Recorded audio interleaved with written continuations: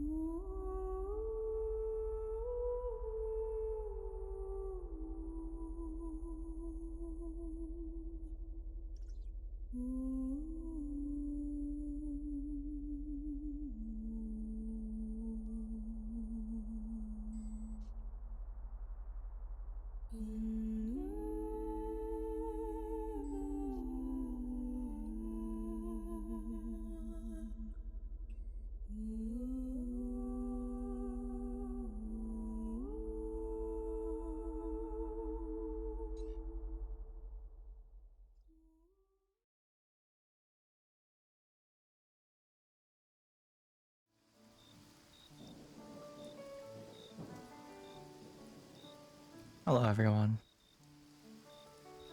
Hi, everyone. What what a weird day this has been. I'm assuming, based on just other people I've spoken to today, I feel like everyone's just kind of had a weird day. Hi, Hestia. How are you doing? Hey, Flicker. I'm glad you can hear me. Don't worry about only having audio only. I don't know what to do today. You just woke up. Oh no, I'm the first thing in your ears? What a thing to wake up to. I feel like I should apologize. No, weird day today. I've been staring at my Steam list, my library, agonizing all day. I don't know what to play today. I said yesterday I was gonna maybe play Observation like this here the schedule says, right? But just you can't see my glorious metal form? Don't you worry. You'll see me. I'm all over the goddamn place. I'll always be around, don't you worry. Yeah, no, just been a weird day. My partner sent me a news article today that's just like, oh, your job is thinking about cutting lots of like permanent people who have worked there. For those of you who don't know, I'm a government worker with the government of Canada. I won't go into more detail than that because I don't want to. I don't want to dox myself. But sort of one of the biggest draws of working in the government in Canada is that, one, you get a really good pension, or you used to get a really good pension. You get a pension nowadays, if we make it to retirement. And CIA, yeah, sure. Hey, Doc, how you doing? And so you get a pension and you get job security. You're supposed to get job security. And, the last couple of years have just been, there's no jobs. There's no jobs, there's none of this, there's no upward movement, there's no sideways movement, there's just nothing to do. You're stuck in your position. So this last year, I actually lost my position. I got knocked down a level, not because I was demoted, but because I was in an acting position. And a lot of people lost their actings because there's just not enough money in the government right now. They fucked up the budget or something, I don't know what. So I lost my position. But then they came to me and said, hey, we know we're paying you less, but we would really appreciate it if you kept doing your job. And if you don't want to keep doing the same job for less pay, sucks to suck, you can find something else to do. It's like, well, you know as well as I do that there is nothing else out there. You know, even at less pay, nothing I'll find out there is going to pay as well as this job. So that's really been weighing on me. And then they're constantly going on about, making us go back to the office, and their language is always, it's the return to work. And let me tell you, it ain't a return to work. It's a return to the office because I've been working, We did it for 4.5 years. We did a great job. Every single day we heard from the higher ups how great a job we were doing, and this was the new future, and everything's great. And then all the bureaucrats came knocking because all of a sudden their big expensive buildings are empty. And that's a problem. Because the downtown is empty, and that's a problem. And they've been making us go back to work, partly so that, the people who get money from it can get their money again. Partly so that, they're forcing attrition on us because we did it for 4.5 years. We did a great job. I have the numbers. We actually did a better job working from home. Like I literally have the statistics showing that productivity, that actual work getting done went up during the work from home period. It just... Oh, good luck, Flicker. So, it's frustrating because they're constantly going on about, oh, we need to save money, we need to save money. How about you sell your big fucking expensive buildings then, guys? Idiots. So now there's the new news coming out saying, oh, well, you know, we've been forcing you back 3 days a week, but now we're gonna think about 4 to 5 days a week. And it's like, you motherfuckers have learned nothing. You know? It's to promote synergy and bonding. Fuck you. No, it's not. Fucking clowns. And then on top of that, we're also getting news that they're just going to start slashing permanent positions. They already let go of all the temp workers. They already cut everyone's actings. And now they're going to go after the people who are permanent workers with the government. And it's like, well... And the problem remains that, you know, the job market sucks in Canada. It's rough. And I feel like I'm not qualified to do anything because I've been working in this position for a while. I went to school, I have a degree, but it's not a very good degree, you know, in the grand scheme of things. I never did anything with it. And I graduated from university in like 2015, so that was, you know, a decade ago now. So whatever knowledge I did have is more or less obsolete if I wanted to actually pursue the thing I studied for, which I don't, but you know, if I did, if I wanted to. So yeah, that's just been my day. It's worrying about the future, worrying about money and jobs and where I am in life and whether I still want to live in this country for too much longer. And also the smaller worries of what the hell am I going to stream tonight, you know? What am I even going to play tonight? Because I don't know what I want to play tonight. I had my schedule set to play Observation, but I am not in the mood for like big, loud, stressful sci-fi thriller, you know? Been on that kind of anxiety, yeah. I feel like most people are, you know? As a millennial, I feel like, not to get into the generational bullshit, but I really feel like millennials, my generation as a whole, sort of gave in to being beaten down, the apathy of it, the, you know, the almost yearly, quote unquote, once in a lifetime economic downturns. Like, how many fucking economic downturns and depressions have we been through now? I'm in my 30s. Like, once in a lifetime events, I've been through 8 of them. It's just, it's constant, it's nonstop.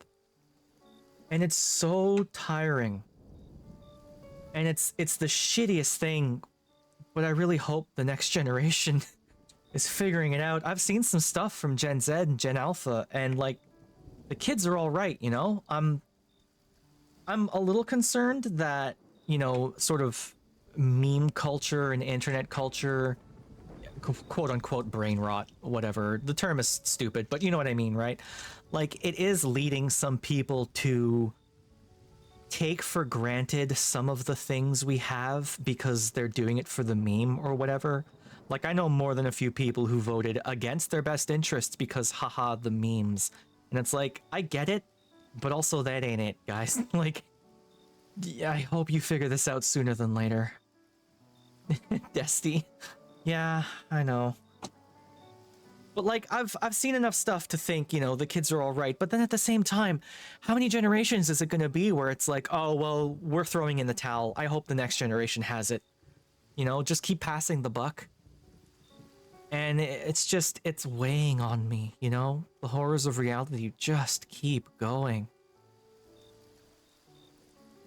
And I would love it. I would love it if... I don't even know how to put it. You know, this streaming thing I started on a whim. I started for fun.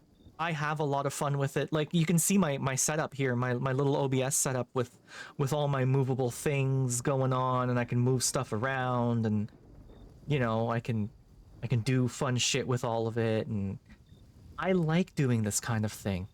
I like playing around in OBS. I like playing around with StreamerBot. but streaming was always intended to just be a hobby. And the fact that I actually have made a little bit of money from this is shocking to me. You know, I expected to have 0 viewers for all the time that I did this. And the fact that I've got a little community growing is awesome. Like, I love all you guys. It's so cool that people like what I'm doing. And it would be so cool if I could do this for a living, so I wouldn't have to think about my goddamn job anymore. Yeah, Dusty. Then again, if that did happen, this would become my goddamn job, right? And maybe I would stop enjoying it so much. And the fact that I spent the entire day today agonizing over what game to play is already an issue. Like, who cares? I can just play whatever I want, you know? But I'm so at the mercy of my own whims, my own momentary interests, my ADHD hyper obsessions. It's just, yeah. I don't know. Play. That's the thought right now. Umbrella. I'll probably just play more Exocolonist for sure. But yeah, I figured I popped this little Go game. Go. It's kind of like Spirit City, but not Spirit City. It's the other one. Yeah. I got some stuff happening. Flicker, congrats on first. I hope you're giving the counter an explanation of why it's not nice to forget their patients. Desty, congrats on getting second. I did take my meds today, Desty. I took them after Spooky yelled at me. Actually, I took them earlier when you said that I hated you because it's bullshit, and I don't like it when people think that. If I dislike someone, they'll know it. Because I am vocal about it. I do not keep my opinion to myself when I dislike someone, trust me.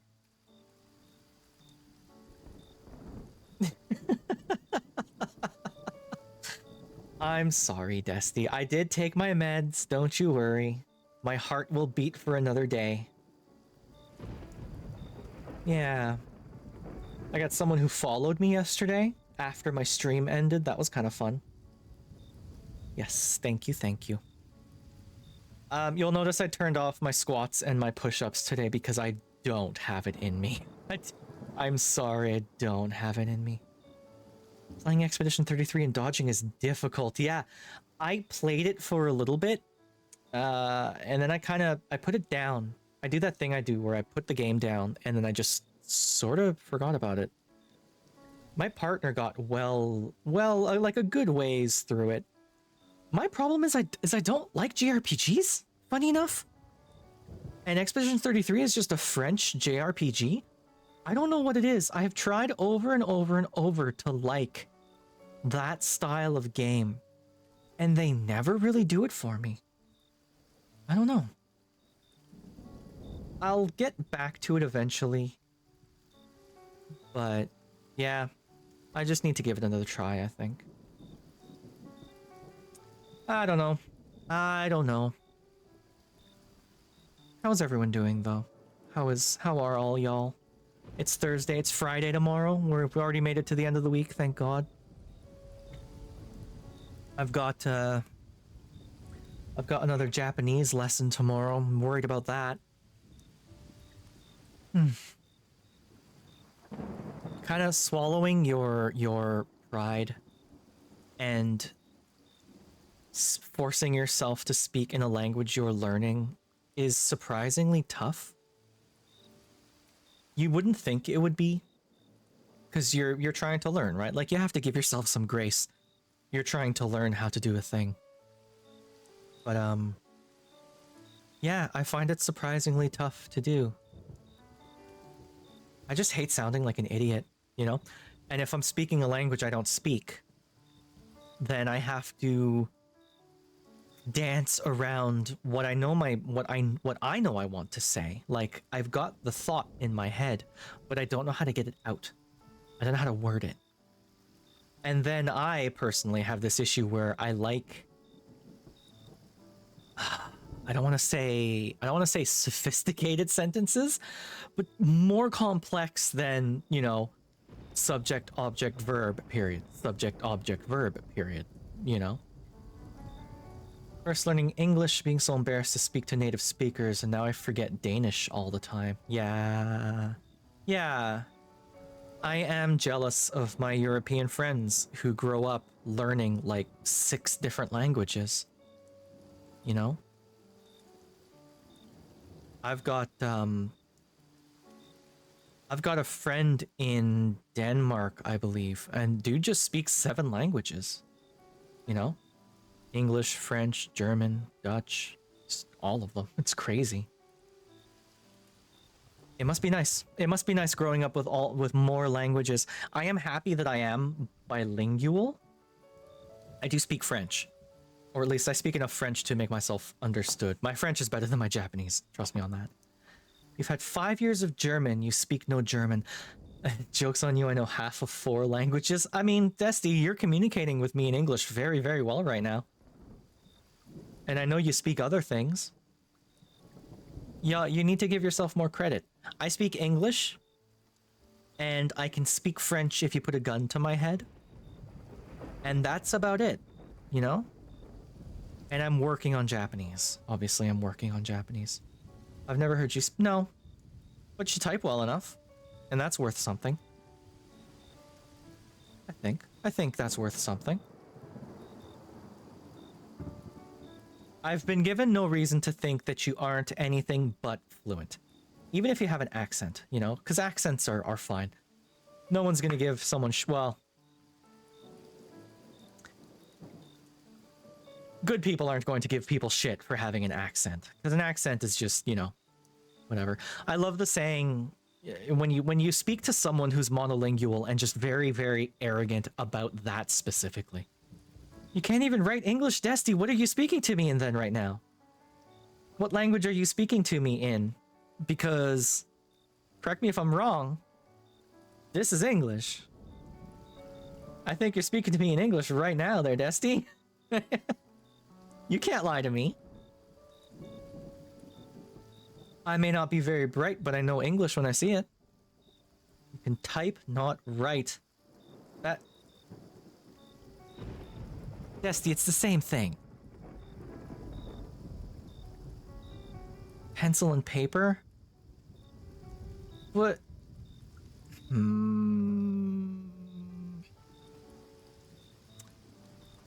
I wanna... Yeah, no, I wanna give you shit.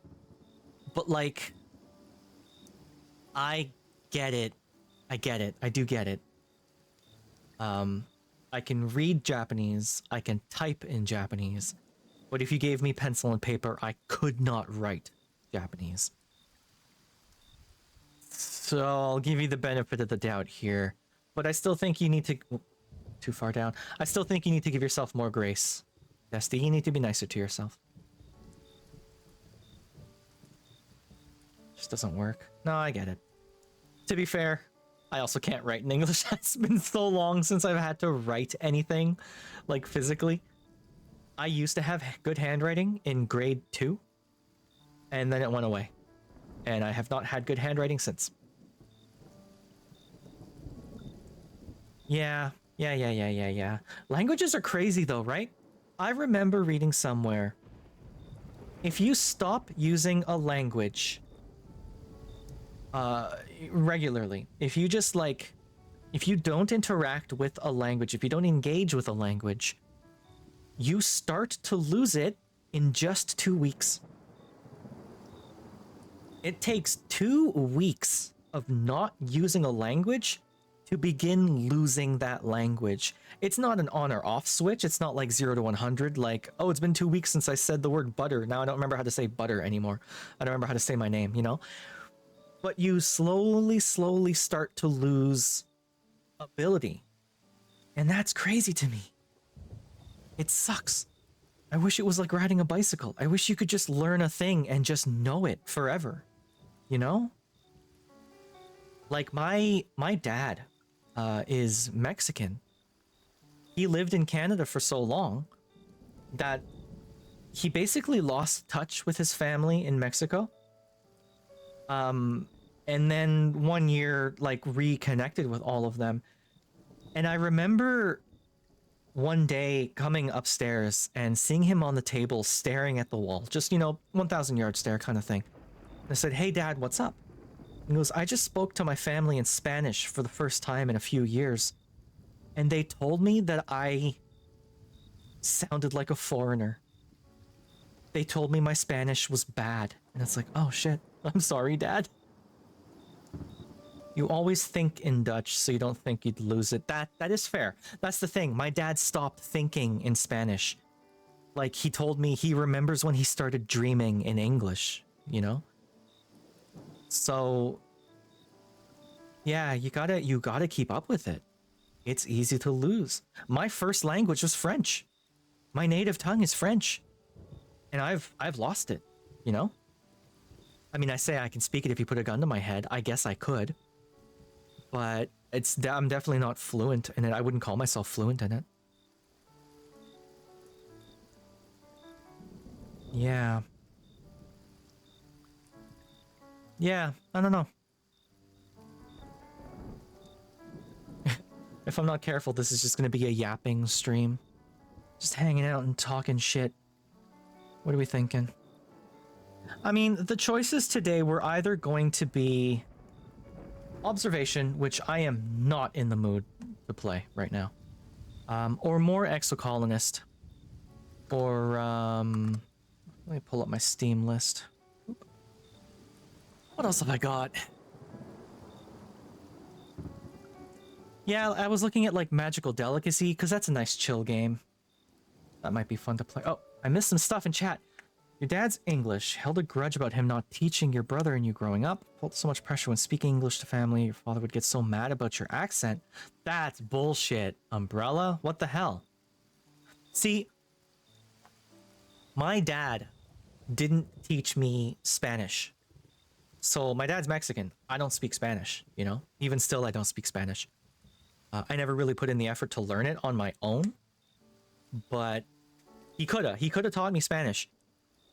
And it's like, why didn't you? Years later, I approached him. It's like, I was learning English. I was learning French. Why didn't you teach me Spanish? Oh, it was my choice. Well, why? And he says, you were taking too long to speak. Like you were late by the developmental calendar or whatever the hell parents use. I'm not a parent, so I don't know. But yeah, it's like you were taking too long to speak. And our doctor at the time told us to reduce the number of languages because then maybe you'd have an easier time parsing out the languages. And it's like, but I took long to speak anyway. I took a while to speak. My mom told me I was one of those kids where I was a little late to speak, but one day I went from no words at all to one day walking up to my mom and asking for things in complete sentences. I was one of those kids. So, like, you could have taught me Spanish, Dad. I could have had 3 languages. How cool would that have been? It's just such a shame. Good old Dad. And then, of course, my dad has incredible facility with languages. He is so good at learning languages. And he takes for granted that other people aren't. And it drives me crazy. That asshole is so gifted in certain ways that I'm not. Like, he's phenomenal with a guitar. He's one of these jerks who, you play a song for him once, and he'll listen to it, pick up his guitar, and then play it back to you.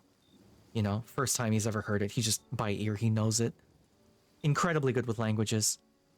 Just, asshole. Just bitching about my dad's session. I was actually thinking about playing a VR game today, but I don't know what I would play. Part of me just wants to play Beat Saber, but I don't have like a cute 3D avatar set up to pop in there with Liv, so it'd be a little boring, I I really gotta get on making my model. I don't know why I'm putting it off so much. I gotta get on making that model. They were just busy? Oh, Flicker. I hate that. I hate going to the doctor because they'll give you shit, right? Like, if you show up on time, they'll give you shit for it. Like, you should have been here half an hour early. But if you show up half an hour early, they make you wait an extra, 30 minutes to an hour making a model stream. I have legitimately thought about that, Doc, but I'm not comfortable enough in Blender yet to do that. If I was making a regular human, I could. But I don't know how to make a mech. I don't know how to make a robot because it's all hard body stuff, right? Like it's hard edge modeling, and I don't know how to do that really well in Blender. It's a different skill set than the very little skill I have. So I have to learn first, and I think that's what's making me stop. I have to force myself to watch tutorials and stuff on YouTube, get an idea of it, and then get to work. And none of you want to see me bumbling around with a cube in Blender for 3 hours, trust me. Oh, Flicker, I'm sorry, that sucks. You rescheduled already? Well, hopefully they get to you quick, because you have that interview coming up, right?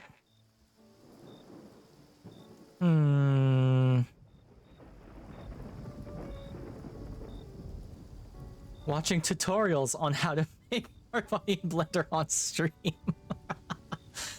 I don't know that would be enjoyable. Because I would need the YouTube open off to the side, and no, I would want to focus on it a lot, and it'll be like a movie night. No. How about we just play more Exocolonist, and we just do that, because it's more or less a chill game, and that's what I want right now. I just want to vibe, you know? Let's just vibe.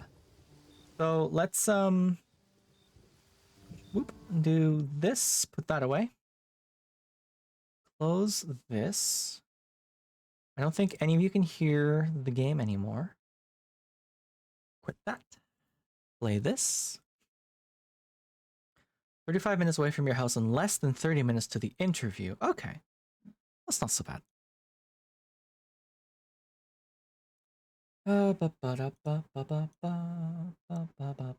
Exocolonist. And we got game. Oop. Yeah, let's just play a bit of this, because I am not in the mood to play observation. Hope that's alright with everyone. I'm gonna take it in my car in a parking lot. Oh, it's an online interview. God. I'm gonna be real with you. I have not had an interview in nearly a decade. I haven't had an interview in 8 years now. Holy shit, 8 years? Wow. Hi there, Skylar Caputo. How are you doing? Welcome to the chat. You here just in time to have missed my whining session. We were having a bit of whining. Thank you, Doc, for the cheer, and now I have permanent cat ears. How are you doing, Skylar? Welcome, welcome. Thank you. Well, now I got cat ears up, so... What? Whoa. Only when I run a benchmark for too long, you know? Oh god, Flicker. There is nothing... Well, okay. In the grand scheme of things, I suppose job hunting isn't the worst thing ever. But job hunting sucks out loud. I hate job hunting. God, I hate job hunting. It is so anxiety-inducing. And then when you finally get the job, it's like, oh, yippee, now I can sell my body and hours to capitalism. Hooray. You know? I hate it. The summer heat is relentless. Fucking tell me about it.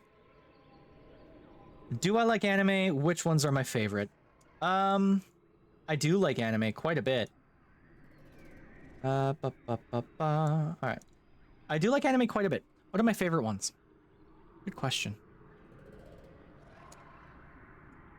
I could say my favorite ones, or I could say the ones I always go back to whenever I'm like in the mood to watch anime. Oh, Jesus Christ. You had that on drop, eh? Jesus Christ. That's a lot of different things.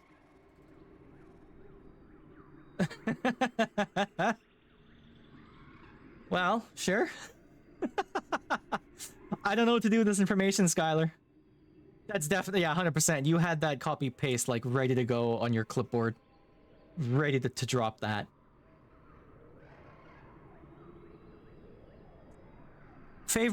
My favorite, like, it's hard to pick a favorite, right? Like, my favorite anime franchise, or I guess media franchise, is definitely going to be Ghost in the Shell. I just really love Ghost in the Shell stuff.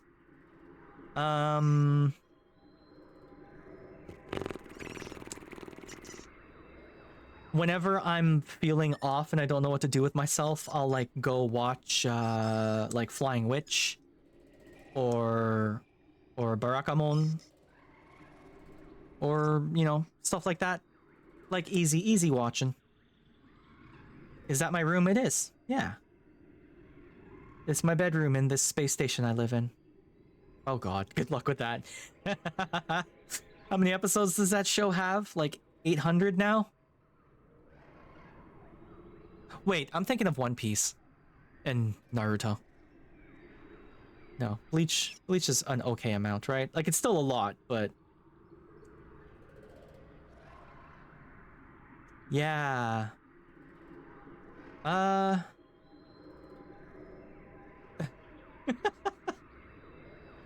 gonna tell you, Skylar, you're coming into the stream with a whole lot more energy than I have. I'm gonna be real with you. Usually I have a good amount of energy, but today is like sort of I'm feeling slow, you know what I mean? But yeah. No, I like anime. I am a big weeb. I will admit that. I have no shame admitting that. Let's continue this friggin' game, yeah? Water myself? Alright. I guess I should change my category, shouldn't I? Let's do that real quick. I was a teenage exo.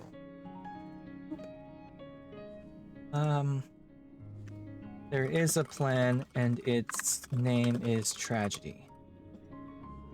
I was a teenage exocolonist. There we are. Done. Updated that. So, real talk. I know a lot of VTubers like to go on like to get merch of themselves, right? Like plushies or Fumos or stickers or whatever. I think it would be so cool to have a Figma of myself.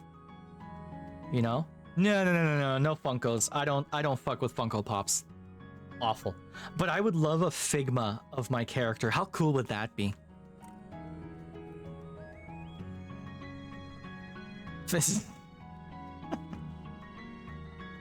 Yeah. No, I have a fairly sizable anime figure collection. It's I've got 3 IKEA cases full and another like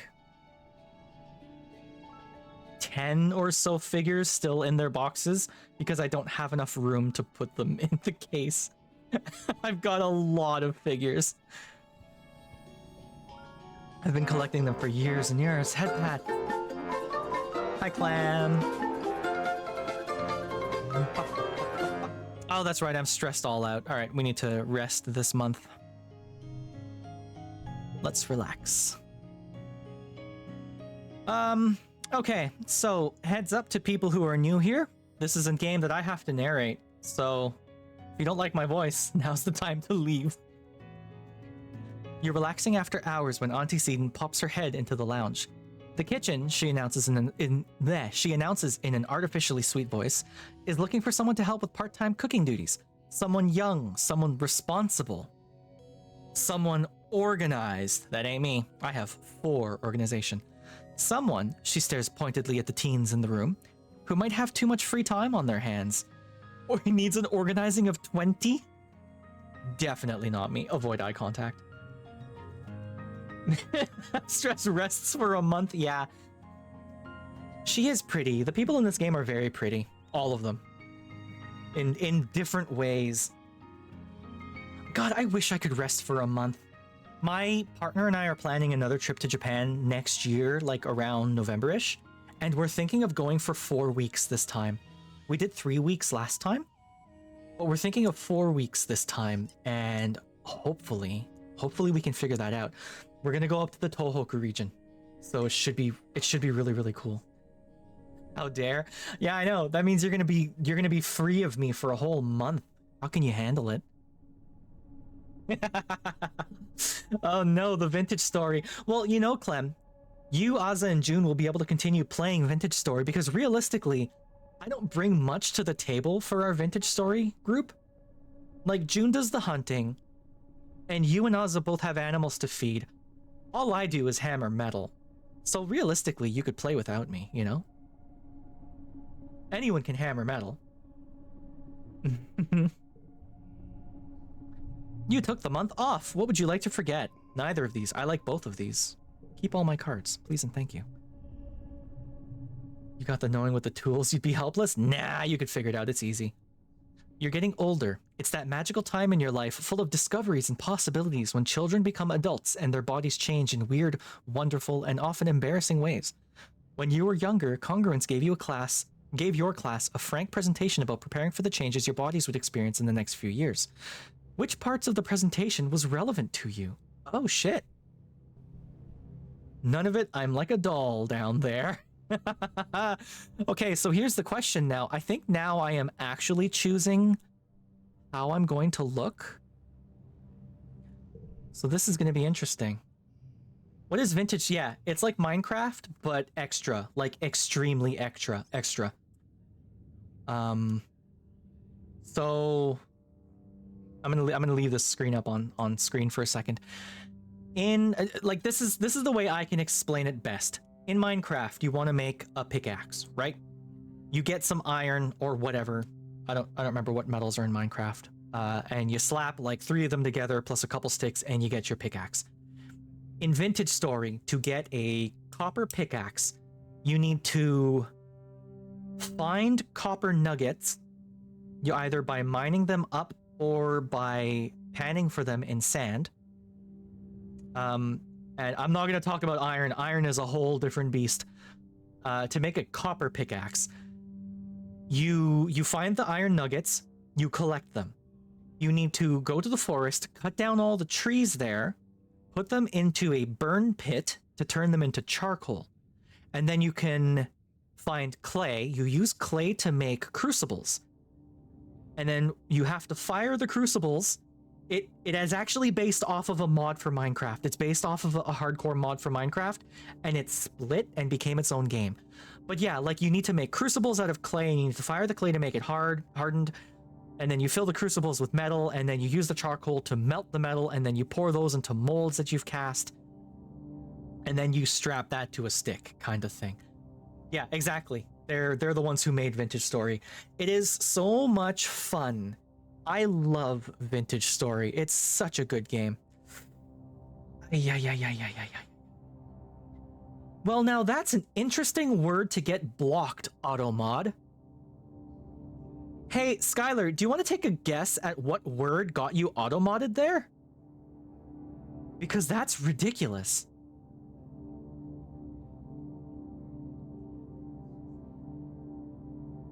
What the hell? It was magazine.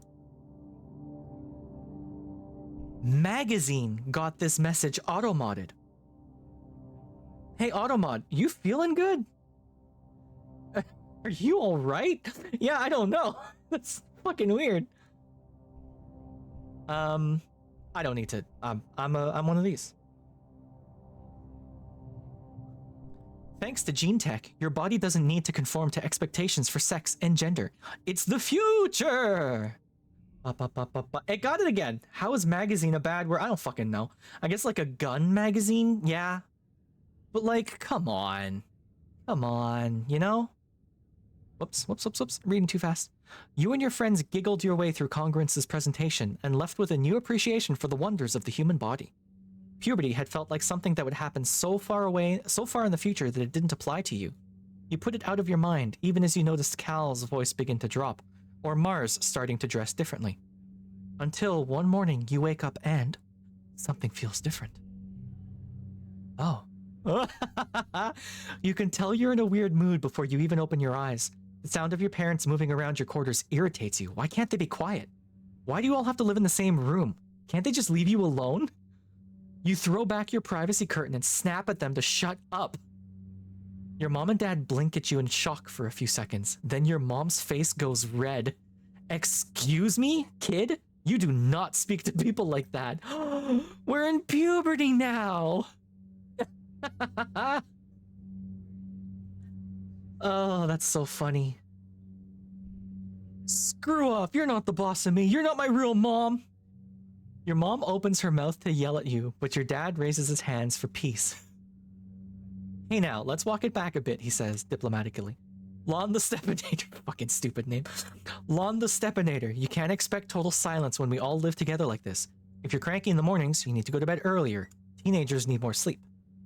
Your mom opens her mouth again, but your dad continues. Lulu will try to be quieter. Lon the Stepinator's telling us that they are starting to need more space, right? Yeah, we always forget Lon the Stepinator. Oh, okay, bye, Fox. Flicker. Jesus Christ. Good luck.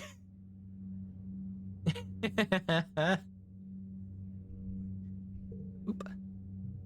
He's so reasonable, it just makes you even more angry. How dare he try to understand? You roll over in bed and sulk until they leave. You end up sulking for so long that you miss the window for breakfast in the canteen. So now you're hungry and upset. You scroll the colony social media to try to take your mind off whatever is going on with you today, and happen to see a photo of your friends hanging out together in the construction lot beside engineering. That makes it worse. Your friends are having fun without you. Even though you chose to skip breakfast, it feels like a personal insult. How dare they? Don't they know you're sad?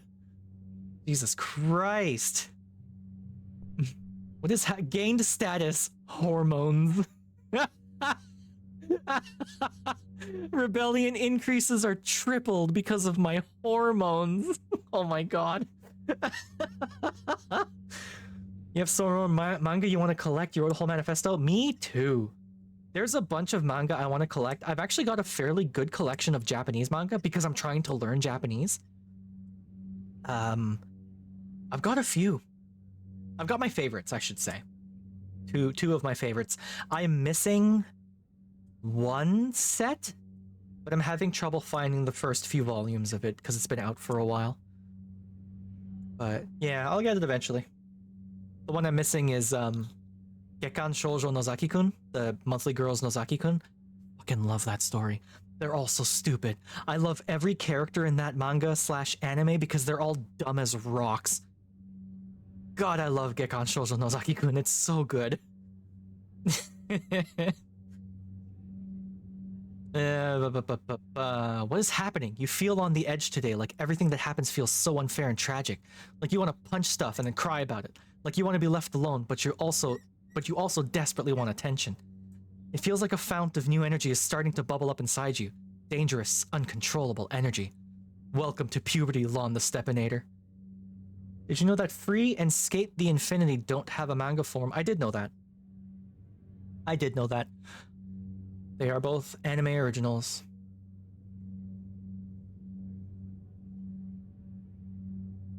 What am I watching right now anime-wise? I'm watching Dandadan because I was reading the manga of that and they did a really good job turning it into an anime. That was a really good adaptation. I'm so desperate for Land of the Lustrous to get another season. I know it won't, but I'm so desperate for it to get another season because the anime ended right when the manga... Hey, I got a new follow. Thank you so much, that gelatine robot. Thank you for the follow. Always nice to have another robot pal here. Yeah.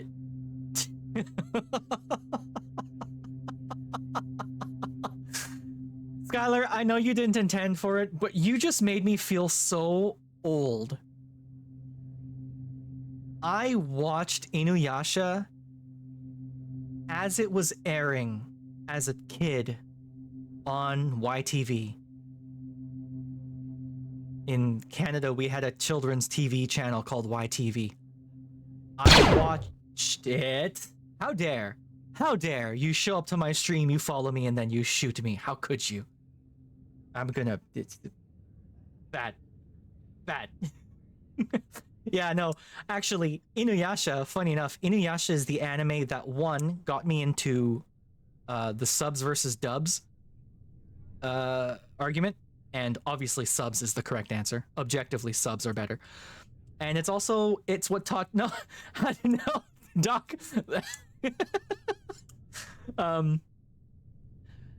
Inuyasha is also what taught me how to pirate things. Because YTV kept resetting the watch order.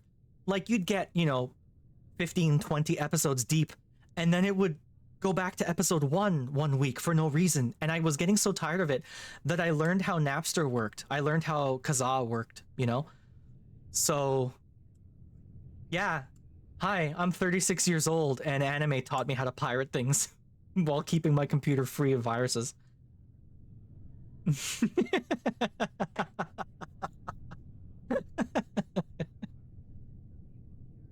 Yeah, welcome to puberty. Oh, I'm angry now. I'm an angry teen. Gonna go throw rocks at people and spit on things, I guess. Yeah, no. I know what a kitsune is. No, he's a dog. He's a big old doggo.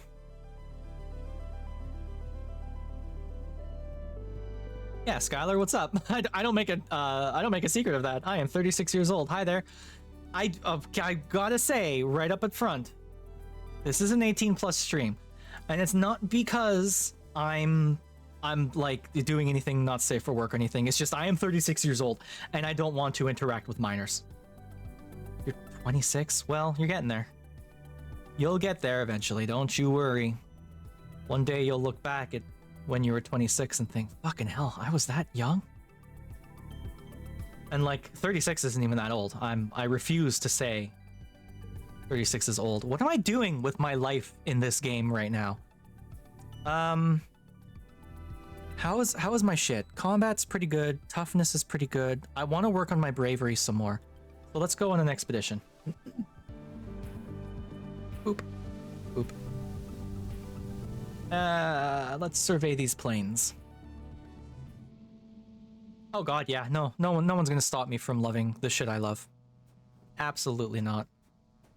Like I said, I watch anime. I've got a big collection of anime figures. I play stupid games.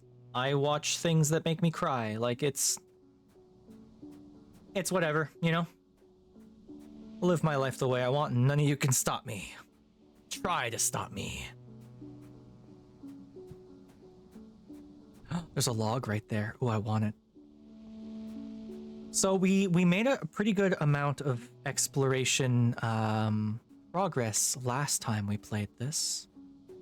Last time we did this survey. Now this is the last month of this season, so it's entirely possible that this is the last chance I have to do the surveying here. It might reset next season, I'm not sure. I guess we'll find out. Is there anything down here? Negative. Yeah, call to adventure. Well, keep hanging out, Skylar. I do this 4 days a week. I think if I check the wind forecast right now for the weekend, Saturday is looking like crap. So let's see, Saturday. Oh, jeez. Yeah, Saturday's looking like garbage again. We have not had a good sailing weekend in over a month now, and I'm getting really annoyed about it. So I'll probably play games this Saturday. On Saturdays, I play Arma. If you like Star Wars, come hang out. Because I am a member of a Star Wars Clone Wars Arma unit. Will there actually be an op? I really hope so. As far as I can tell, they fixed everything. And I think they have learned their lesson to test shit not 2 hours before everything goes live. But we'll see. I am really hoping it's gotten fixed this week because I really, really want to play. Alright. One of your jobs as a surveyor is to document the flora and fauna through photographs. You spotted a small animal in the crook of a tree. It's so perfectly camouflaged you can only really see it when it breathes. You've got a camera built into your holopalm, but it's not equipped to capture difficult shots like this. You'll need to put in the work. How's my animals? My animals is pretty good. My perception is less good. Animals. Try to get close. Gonna somehow dox the servers that you stream Uma Musume. I wasn't able to stream Uma Musume last week. Turns out you need to stream it as a display capture, not as a game capture. So I'd have to set that up. But, yeah, maybe. Maybe. I need to hit 47 and they gave me a 5, so that's not so bad.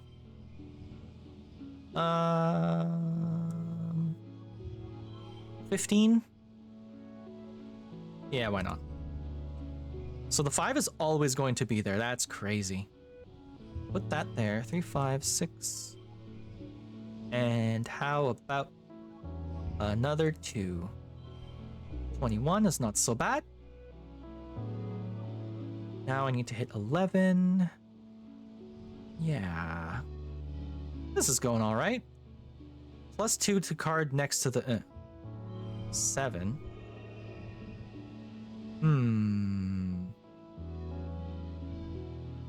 2, 3. And how about 3? Why not? You can't have the cards go backwards. It reads left to right.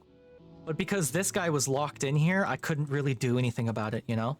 Like, this is a 5 usually. If I did... Yeah, it's not really going to change anything. Because this is going to be a flush no matter what. And my book gives me a +1 to flushes, so... This is fine. This is okay. 27's pretty good. I'll take 27. You cautiously crawl up beside your subject, raising your holopalm to get the best close-up possible. Ouch. Oh. Just as the camera takes the photo, your subject bites you on the finger. Oh, you hope it's not venomous. On the red side, you got the shot. Sure. And then I got bit. Damn. Okay, so that was 20 stress worth. That's not so great. Is there anything fun I can pick up? Can't go down there. Dice is like over here somewhere, so we're trying to make our way towards him. Drifts of spark snow make this area hard to pass through. Your feet keep sinking into it, and you have to work to get them free with every step. The only way forward here is through an especially deep area. Take a break and play in it. Oh. Play in the snow. Yeah, let's take a break. Oh. Oh shit. You make a snow buddy. Or at least you try. The tiny blue crystals don't pack together very well, and the stuff quickly melts just from the heat of your body. The acidic snow gives you a hot, scratchy rash between your fingers. You probably should have worn gloves. Well, shit. You appraise your lumpy snow buddy. It looks a little sad. Maybe it just needs some accessories? With some twigs and grass and a weird kind of jelly you find seeping out of the ground, you give your buddy antlers and fur. It kinda looks like a snow bush bub. Is Dice a better person now? He is coming around, yes. We don't dislike Dice quite as much anymore. He's less of an asshole. What is that? Oh, nothing. Okay. Man, oh man. This place just keeps going, huh? Oh no, a bush bub. Hi, bush bub. You spot some familiar looking fruit. Hey, you've seen this bush before. That's no rock underneath. It's all part of one creature, an arborescent photosynth, a bush bub. It pays you no attention, continuing to blend in with the rest of its surroundings like a boulder. Let's pick the fruit. You're not letting it get away with being delicious. You grab some of the fruit as the bush bub rises up and roars with anger. I'm gonna calm it down. 46. We can do this. One slot becomes value 2, and it's at the end? That sucks. Hell. Oh, here's a question. If I put this here, and that becomes a 2, but then I put this... Yeah, it becomes a 4. I have broken the code. Nice.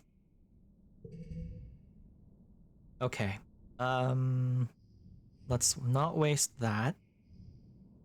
I could do 4, 5, 6. That'd be something. 4, 5, well. 4, 6, 6 is better than nothing. And then it's nice when the music turns off, but at the same time, I want music to keep going.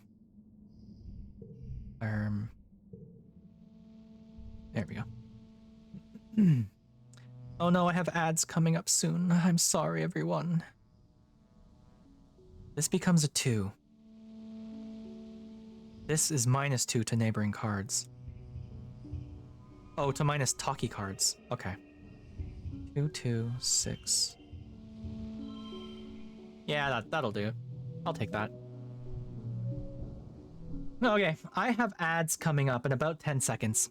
I'm gonna keep playing through them just because I'm in the mood to continue playing. So you're immune to my ads until tomorrow when you need to resub. Well, for those of you who aren't immune to the ads, if you're on a browser, please use picture-in-picture. It's an excellent way to get past the ads. Once I pop up into the right corner there, you can just pop me back out and then turn on my audio, and then you can keep listening to me. I'm gonna only take a little. You soothe the bush bub, and it seems to nod in your direction, indicating you can have some of its fruit if you want. Exotene Voidist. Is this your new favorite racing horse, Sekka? Are we talking about racing horses? How would Exotene Voidist do up against Special Week or Gold Ship?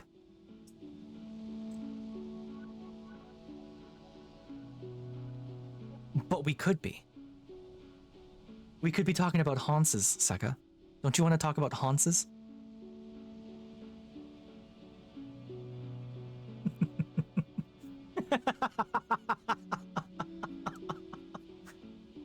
You scramble up and pluck a few fruits from its back. It lumbers off into the forest. There's the ads. Ooh, I got a new perk. Animals, level 1. Level 2 pets. Upgrade pet cards via relaxing in the park. Oh, cool. I wish I could unlock more of these. Meh. Ah well. How do you summon the horse ears? I have a special button for it. Haunts. The same way I can put these away. Horse ears, horse ears. Horse ears. No, sorry, Sekka, I wasn't in the mood. I'm having a really low energy day today, and I just wasn't in the mood for it. Oh, there's no redeem to summon the horse ears. Sorry, Doc. Those are very specifically for when I do a horse something. I've got a few of those. Like, I've got my train hat for when I play train games. I've got my trooper face for when I'm playing my Star Wars game. I've got a few things that I only keep for certain games. How's my stress doing? 55%. That's okay. Oh, we made it to Dice. Hey, bro. How you doing? Hey, Lon the Stepinator. Dice greets you cautiously as you pass on the narrow path. Hey, do you want me to show you something? Dice almost never makes overtures of friendship. Whatever it is, it must be pretty cool. Yeah, sure. Follow him. You follow him for nearly half an hour. A couple times he stops to listen for something, then continues onward, tromping through the fields of broad-topped mush trees and swaying antler ferns. After a while, you start to wonder if he's just lost. You're about to say something about it when he holds his hand up for silence and directs you to crawl under a huge mushroom. On the other side, you have a view down to one of the perfectly round ponds. Taking up most of it is an enormous Xeno, its legs deep underwater. Oh, cool. It's a ball Neil, Dice tells you. They live in the swamps. You don't usually see them here. This one seems totally at home. It dips its long neck and even longer mouth into the pond, sucking up water from the bottom and spewing it out of a spout at the back of its head. The spray of beautiful turquoise water sparkles in the sun. Tiny colorful bird-like creatures dart around it, catching the tiny fish that comes spraying out. What's it doing? I think it's eating the mud, Dice says, or something really, really tiny in it. You watch for a while. It sure eats a lot, he adds. Yeah, Dice is less of an ass now that we're 13 years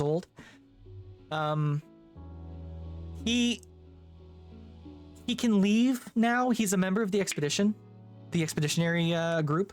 So he can leave the colony now, so he feels less trapped. He's being nicer to his sister. By contrast, his sister is being a complete bitch to us, like all the time. Tangent is a real piece of work, actually. She's kind of annoying. Oh shit. Why is this a different color? Oh no. Okay, we're gonna save here. T-pose and become a mush tree. You spot an enormous, unfamiliar flower. Large waxy petals join to form a basin brimming with a goopy yellow gunk.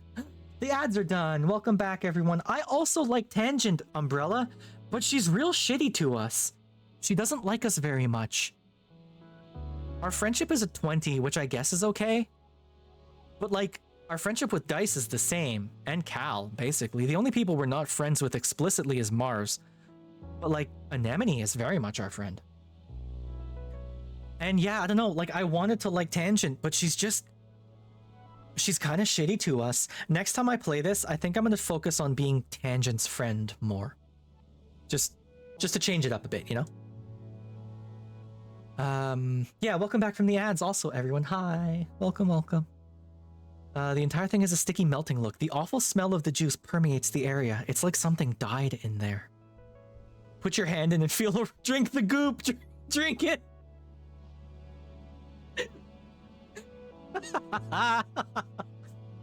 Well, you know, tried to romance Tangent, but in the end you didn't work out and oh no.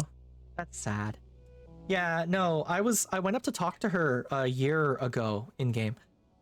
And like she says straight up explicitly, "Why are you talking to me? We're not friends." It's like, damn, Tangent. We're the only kids in the colony. What are you talking about? Okay, here's the question. Last time, when I played this yesterday, I drank the pond water. I have determined that my character is a thembo. You know? Shit, man, grow up? Sekka. What do you mean, Sekka? What do you mean, grow up? I'm a grown up. I'm 13 years old. See? I'm 13. Right here. I'm an adult, Sekka. You're not my real mom. You can't tell me what to do. You don't get it. Sekka, why are you... I can't do anything in this house. I'm gonna drink the goop. If the smell is horrendous, the taste is indescribable. The moment it hits the back of your mouth, you start gagging and salivating uncontrollably. Throwing up is a relief. I drank the goop.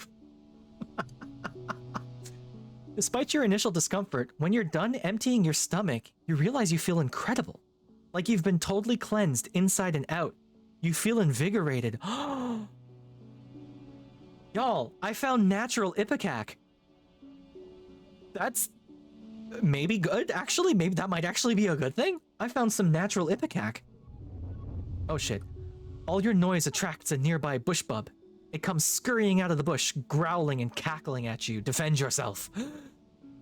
Cue the music. Where's the... Here we go. We're fucking ready for this. I'm not gonna play that. I don't want to get ban-hammered. So annoying. I want someone to do.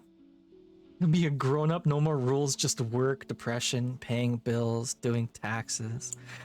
No shit. I would love to be a kid again. But at the same time, you could not pay. There was not enough money in the world to make me go back to high school. Fuck high school. Well, they start me with a 7, which is +4. Oh, from each unplayed card. I understand. Well, if I do this and this, that sort of maximizes my first turn, huh? Yeah. Alright, let's do that. Boop.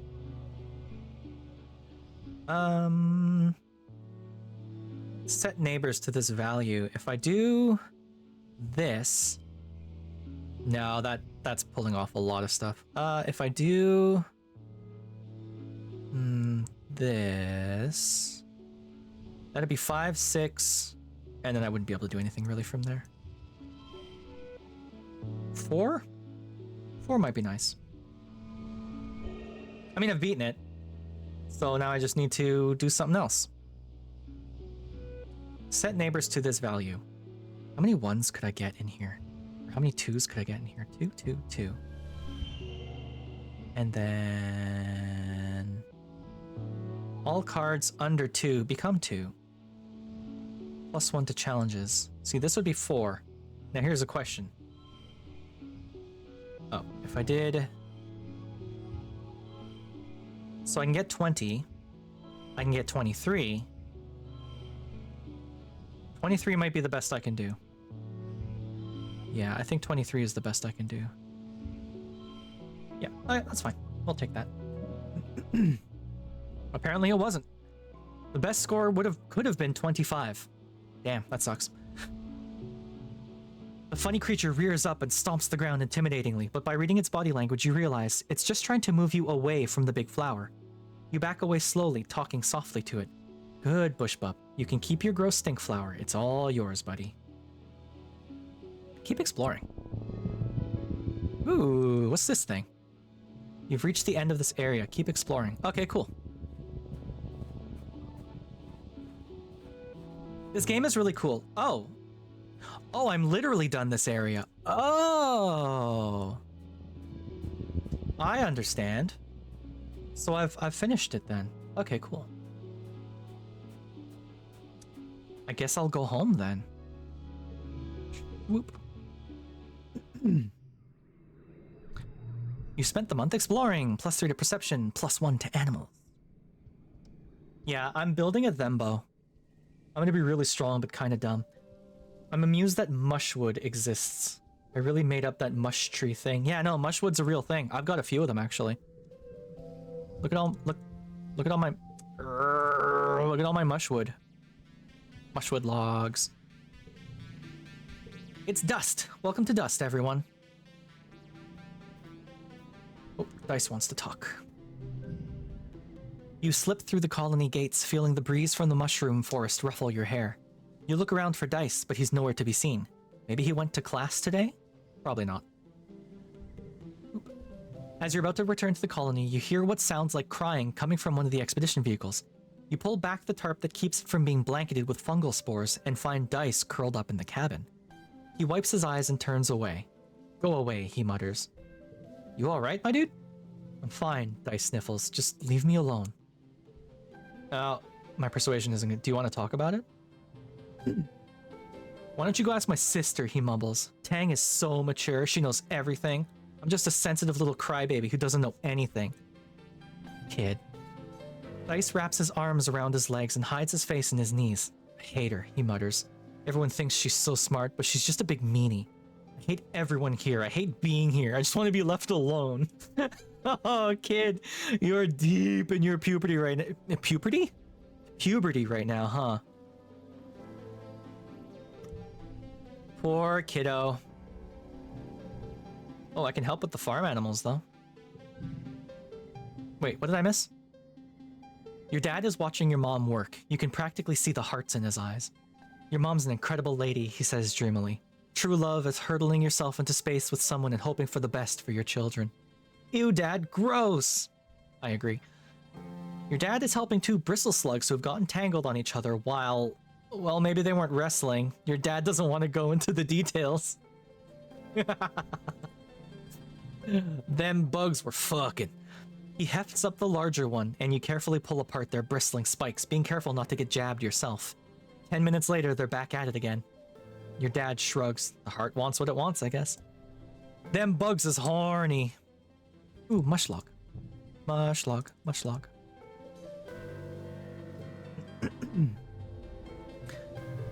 Mars has blah blah blah. I don't care. Don't like Mars. He's the person I like the least in this colony. How you doing, Tang? Tang is working in the lab, taking notes on a vibrant Vertumnan specimen. Chief Engineer Instance has allowed me a great deal of intellectual freedom, she says. She does not see my age as an impediment to my contributions. In fact, she celebrates my youth. She says that it is the old who should look to the young for guidance, as we are unburdened by tradition.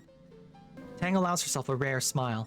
In some ways, she is the mother I've always wanted, she adds quietly. My own mother was burdened by many things. You have baggage, and I don't know how to deal with that. I want to be a punk and emo. I will defy what my parents tell me.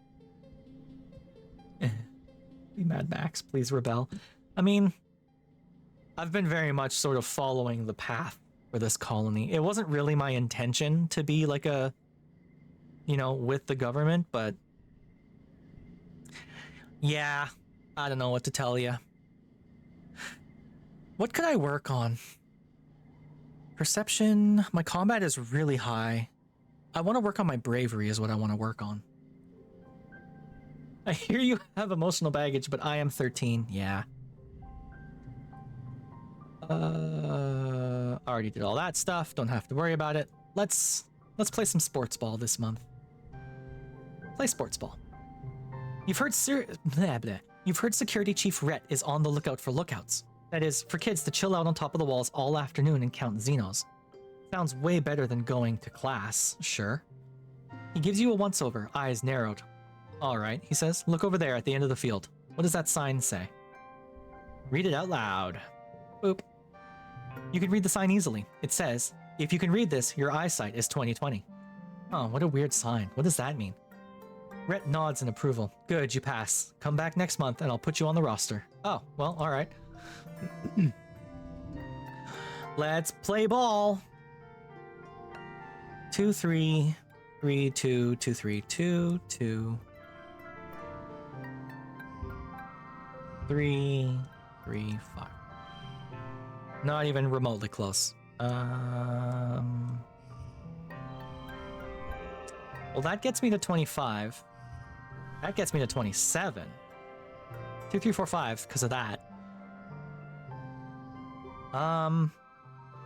This is potentially the best I can get. It was. Cool. I can How's your midlife crisis going? Mood. It's Vertumnalia. Time for speeches, games, and feasting. You stare hungrily at the feast table. Sure, it's mostly soy rations, but it's still more food than you usually see all at one time. This year, though, there's something new. Great big tureens of glowing beans. Weird. Hi, Quinn. How are you doing? I'm doing all right. I'm doing better now. I started the stream sort of low energy. I was bitching about a lot of stuff, but starting this game up has brought me around. I'm feeling better now. How are you doing? It's hot. Yeah, it's hot here too. I haven't gone outside yet, but my weather app tells me it's 41 degrees outside right now, which is something in Fahrenheit. I don't know what the fuck that's in Fahrenheit. Just got back home from buying water. Can you not? 105? That's hot. I think.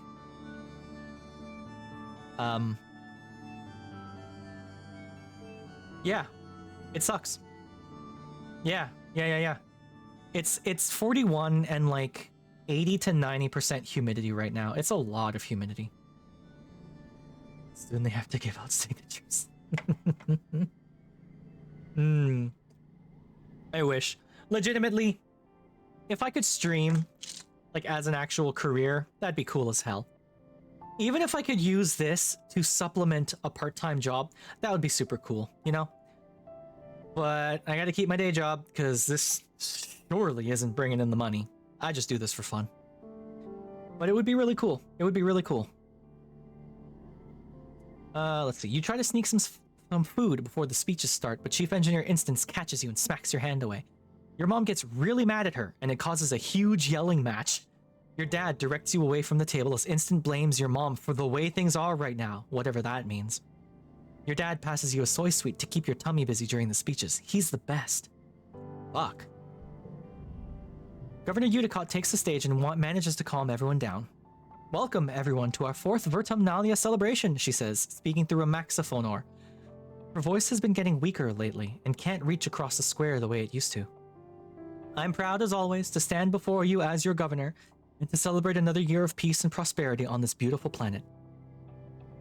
Udicott steps aside, wobbling a little as she walks, leaving Seek to complete the annual formalities.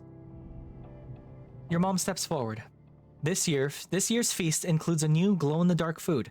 Pixie beans are our first domesticated Vertumnan crop. The crowd applauds, and your mom raises her hands. Credit goes to Geranium. He insisted we dedicate a third of our fields to them. So you'll also have to thank him for the light show in your toilets tonight. A smattering of laughter ripples through the crowd. Your dad chuckles nervously. Whoops, that's not that button. Your mom's smile fades. As you know, we lost our hydroponics and microbial soil during the wormhole accident, she says. These pixie beans will make up for losses we've faced with our earth crops. Excuse me, Quinn? You need to see a doctor. That's not normal.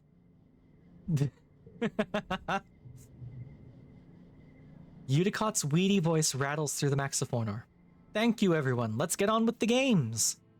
The crowd packs away the chairs as the children gather in the square. Which competition do you participate in this year? I'm gonna do the bot quadrathlon. Although if I skipped it, I would get hella rebellion because of my hormones. Do you think I should rebel? Nah, I'm gonna do the quadrathlon. Com directs your attention to this year's edition. A cloth-covered mountain as tall as 4 adults, studded with mysterious protrusions. He pulls it back to reveal, the Tower of Terror, he announces with a flourish. Test your courage with 3 stories of ladder climbs, followed by a death-defying leap of faith onto the poof shroom mats. You, Nemi, and Cal take in the majesty of the Tower of Terror. Both of them are hooting and pumping their fists, absolutely bonkers about jumping from 3 stories. You'll all still be doing the wrestling, agility, and accuracy portions of the course, but clearly this is the winner by popular vote. How about you? Are you ready? Let's go! 61? I might have trouble with this one. I'm glad I have a lot of things. Alright, let's do the very best we can. Fucking giggling. Card gets +2. There we go. If I do this, I'll get 12, and then I can save these for when I pull more red cards, which I didn't. Cool. Awesome. Thank you.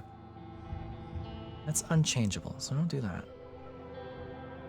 3 and this. Why is that only 4? Shouldn't that be +2? So I can get 20 on this round, or I can get 25 is pretty good. Oh, there you go. 4, 5, 7's not so bad. 9. 25 might be the best I can get. Yeah, that looks to be the best I can get. Okay. Last pull, and I need to hit 24. And my cards are ass. Hold on. Quinn! What the hell? I can't help you with that. 2, 3, whoops. 4, 5, 6. That'll do it. 2, 3, 4, 5, 6 is pretty good, actually. I'm quite happy with that. Maybe the internet lady on the workout video was right? I have a bad case of diarrhea. I have a bad case of diarrhea. That's the one you're talking about, right? Is that the one you're talking about, Quinn? the calisthenics with the weird English?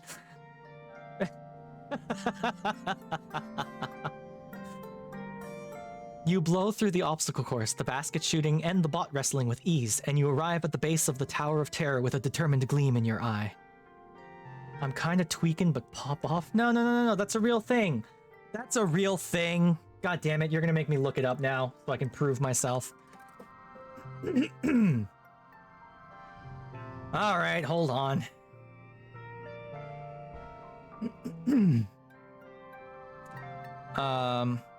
Bulgarian squats.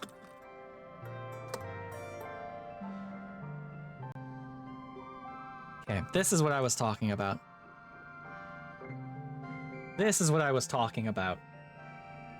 That's the wrong button. This. Here we are. This is what I was talking about.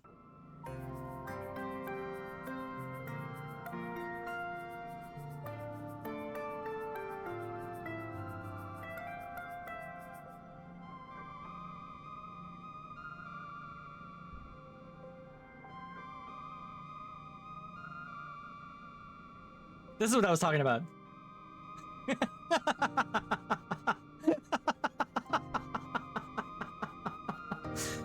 Ah, you fucking hell.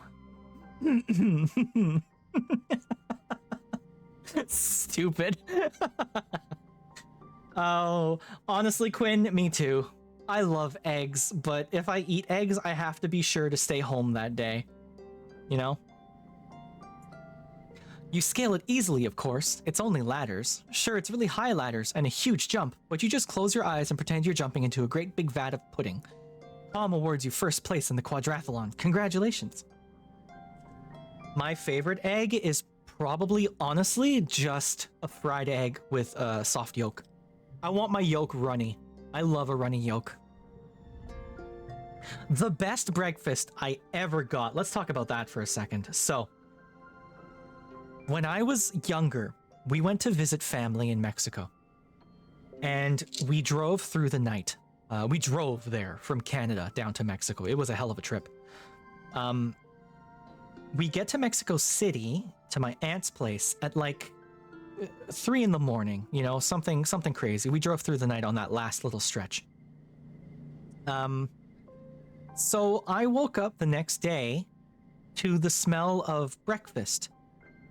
And my aunt had made me, or had made us, homemade, handmade chilaquiles for breakfast. So she had made the tortilla that morning. So it was homemade chilaquiles with a runny yolk egg on top. So when you cut the yolk like bleeds down through the chilaquiles, and then like a small steak on the side, a little minute steak. To this day, I have never had a breakfast as good as that breakfast. It was the most delicious thing I have ever tasted in my entire life. Holy shit, it was good. Oh, I still dream about that breakfast sometimes. I love chilaquiles. It's so good. Curry ramen is also good. Yep. Finally, it's time for the feast. The pixie beans are a hit.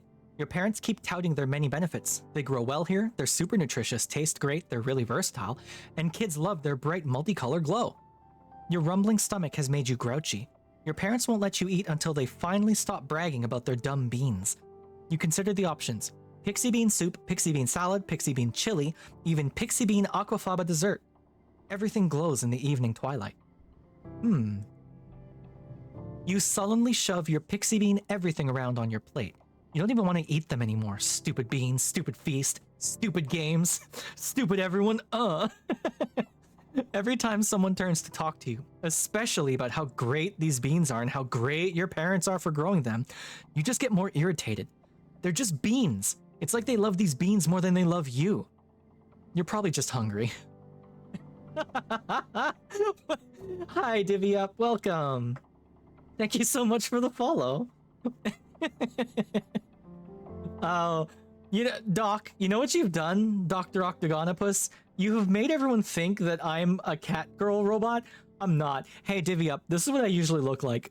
My cat ears are an accessory that pop up and down from my head. I don't usually have the cat ears, but right now I do. So, Dr. Octagonopus asked very nicely for my ears. Thank you. Welcome to the show. We're playing some Teenage Exocolonist today because I am having a weird day and I didn't want to play the thing I was supposed to play today. You're probably just hungry. Screw these stupid beans or eat your pixie beans. I like beans. You want to rebel against these stupid beans, but the truth is you're too hungry to resist. You count backwards from 10 to calm yourself down so you don't blow up at your mom. Why is she smiling all the time? God, Mom. You settle on glowering at her over your plate of glowing beans. She notices, but just purses her lips and turns away from you to talk to someone else. Rude. We have a grown baby-sized bean. It's so much better than you. Look at it. How are you doing, Divvy Up? Welcome to the show. You are, I think I'm nearing 300 followers now, actually. I think I need 9 more followers to hit 300. Big Exocolonist fan, checking to see who's streaming it. It is my first playthrough, so this is my 3rd session playing this. I believe it's my 3rd session playing this. I I've had it on my list for a while, so I wanted to check it out, and I'm enjoying it a lot. It's very, very good. But yeah, other than this, I guess I can show my schedule real quick. So, I have accidentally found myself falling into the niche of playing strange visual novels. It wasn't my intention. I still want to call myself a variety streamer. It's just lately I've been playing strange visual novels. So like the last month or two, I've played 1000 Times Resist. I played Scarlet Hollow. I've played this one. I played through a single playthrough of Citizen Sleeper. You know, just lots of fun little sci-fi games and weird games. But on Saturdays, I like to play Arma. And going forward, I'm going to try to do more VR streams because I've got some VR games I really like. So, yeah, the art is gorgeous. I am loving this game so far. It's really, really good. Yeah, I'm happy to keep playing it. Oh, I got a card. You shovel food into your mouth, trying not to look like you're enjoying it. Okay, it is as delicious as everyone said, and you start to feel more human the more you eat. Right, yeah, food. Food is great. You do feel better after you eat something. Everyone's in high spirits after dinner, breaking off into little groups to talk or make music together as the sky darkens for the shortest night of the year. You feel your mood improve by the minute as your friends pull you into a fun rhythmic clapping game. Who developed hormones? Happiness sucks. It's so good to divvy up. I love Citizen Sleeper. So I played a single playthrough of it, and I guess I took like an off-ramp ending, like not a true ending for it. But it's really, really good. And I like to say that I like TTRPGs. I do love TTRPGs. Before my re-debut, I played a solo TTRPGs on stream, and I had a webcam, like a dice cam to roll the actual dice. I want to get back to that too. But right now I'm having fun with these kinds of games, so we're just doing these for now. And eventually I'll get back to my TRPGs. But yeah, Citizen Sleeper is very, very good, and I'm going to get back to it eventually. I put 2 aside for now. I had started playing 2 on stream, but I shelved it for now because I want to play other stuff. Rhythmic clapping game. As your irritation fades, you wonder if this is what congruence meant when she warned that your hormones would make you feel out of control sometimes. When you go back to your quarters to get ready for bed,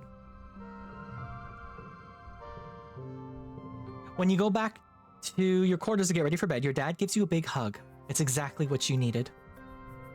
Aww. You're popular. Oh, hell yeah.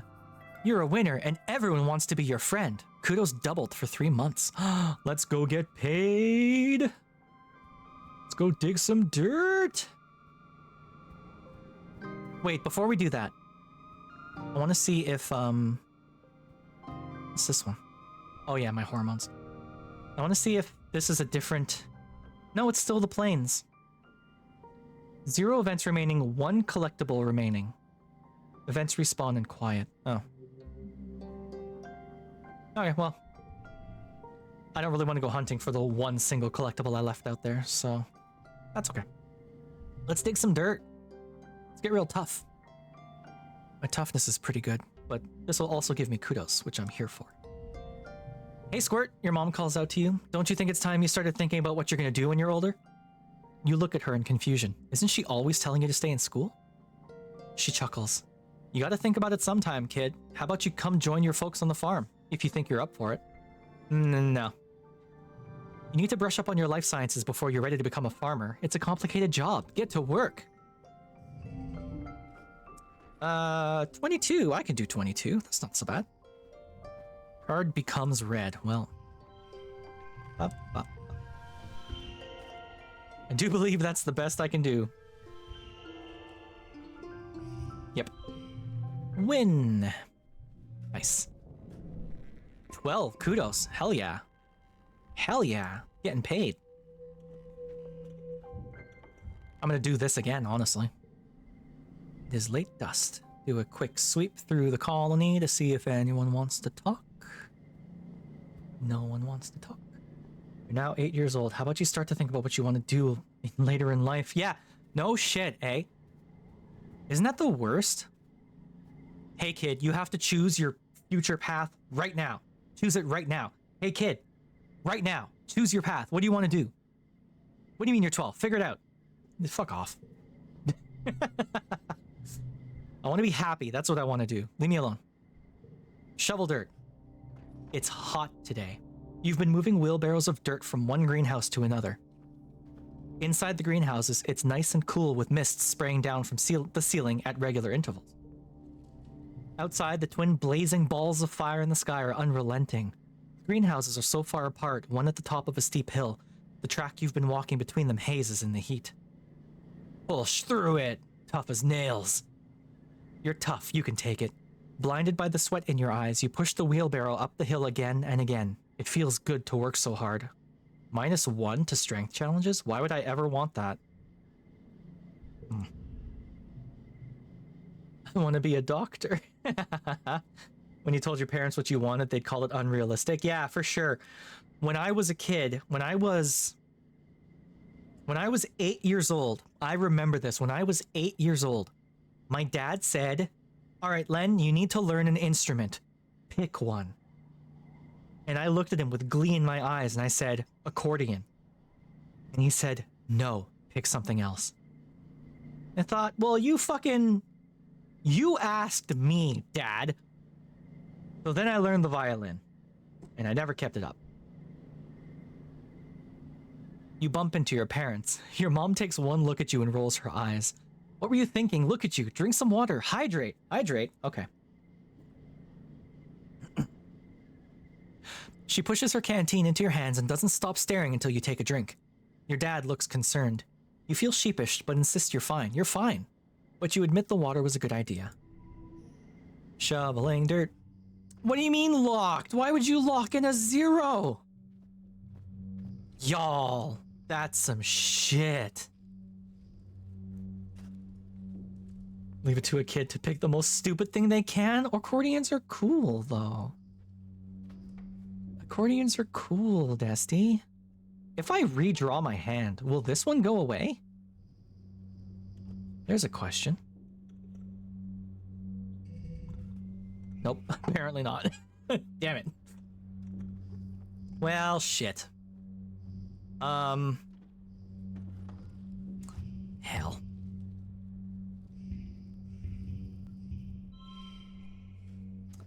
Can I hit 22? I legit don't know if I can hit 22 with this spread.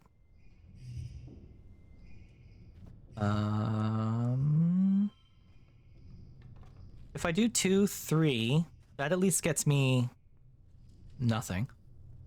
Oh man. Oh, this sucks. Okay. How about I bump that up to a 2? There we go. 2, 2, 3. There we go. I'll just squeak by. Grandma wanted to learn the accordion when she was a kid. They couldn't afford it. Fast forward to being 71, she fulfilled her wish and learned it. Oh, that's so cool. That's awesome. That was the best I could have gotten? Damn. Okay. I have a lot of instruments. I have learned a lot of instruments a little bit through my life. So I played the violin, the cello, alto sax, tenor sax, guitar, charango, which is a Bolivian instrument. Bolivian? Peruvian. Bolivian. It's a Bolivian instrument. Yeah, but I never kept up with any of them. So, you know, what good is it, right? None of y'all kids want to talk to me. Hey, Anemone, how are you? I got something for you. Would you like a crystal? Would you like a crystal? Apparently not. -1 friendship? Fuck off. Mars likes crystals. Well, Anemone. God damn it. You have a specific character you're focusing on befriending right now. Yeah, Anemone. But I don't know what she likes. I haven't figured out what she likes yet.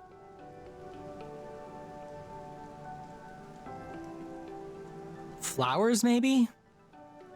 Or blorber fruits? Bobber fruits? I don't know. Ah, whatever. It's fine. I'm friends with Anemone quite a bit right now, so I'm not too worried about that. And I'm making a thembo as I've discussed. Okay, I want to go do work for money one more time. To get paid while I'm getting paid. 'Cause why not, right? The thembos rise up.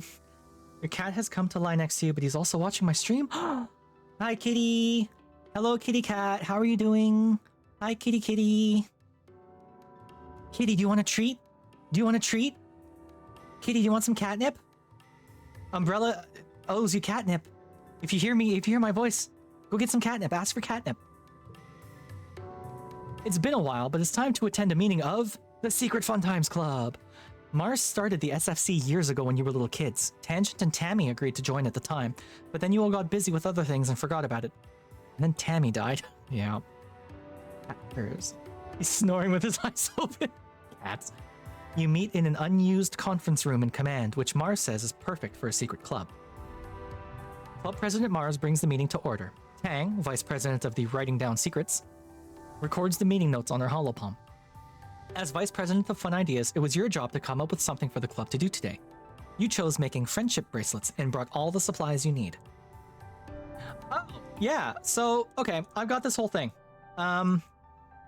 You know, some channels have like a fishing minigame? I wanted something like that of my own, but different.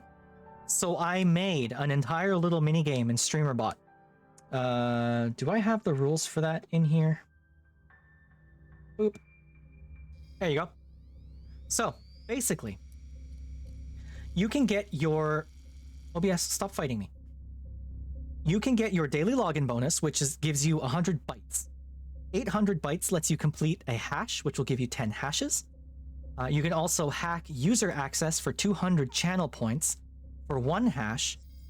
Doing a root hack, you need 2 hashes to do. And then when you do a root access, you'll get a random item from a list of about 200 items I wrote. And that's the end of the minigame. I haven't figured out where to go from there yet. But it's just a fun little distraction that my viewers can do. I thought it was cute. It gets a lot more interaction than I expected. People seem to really like it. But at the end of the day, it is a random fishing minigame, right? There's also this. Oh, and now we're in the bathhouse. Welcome to the bathhouse, everyone. I hope you brought a towel.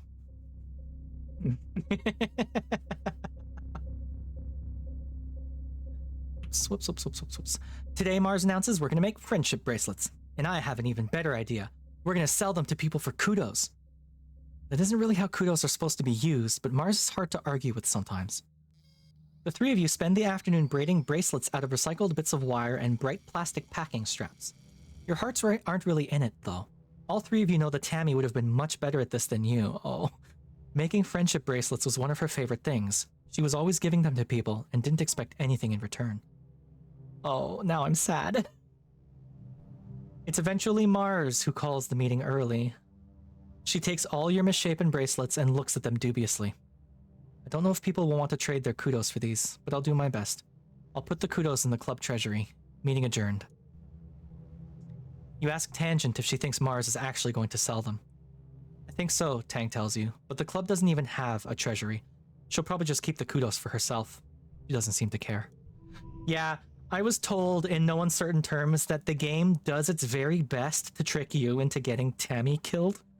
It's like the default route, unfortunately. And I fell for it. And that was heartbreaking. I didn't expect that. Card gets a +1. Cool. If I do 3, 4, 5, 5, 5, although this will turn into like... Oh no, it's a plus thing. Okay. 5, 5, 5, 3, 4. There you go. That's pretty good. Can you save Tam? I've been told you can save Tammy. Apparently you can. You don't even know if you can save her on the first run? Oh shit. That's interesting. Yeah, because this is like a game with the whole, you know, what has happened what has occurred once will happen again, right? Like time is cyclical or whatever. So, yeah, I'm into it. It's a really cool game. I am definitely going to keep playing it. You can definitely save her on the second run. I'm going to try to because I like Tammy. It was heartbreaking when we lost her.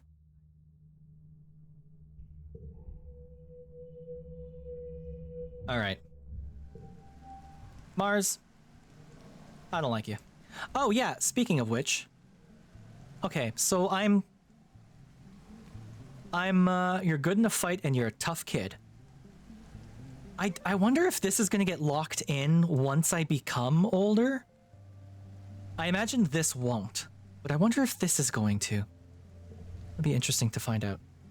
It doesn't. That's so cool. You unlock more options the more playthroughs you do. It's a really cool mechanic. Hey, you can always change it. Fantastic. I love it.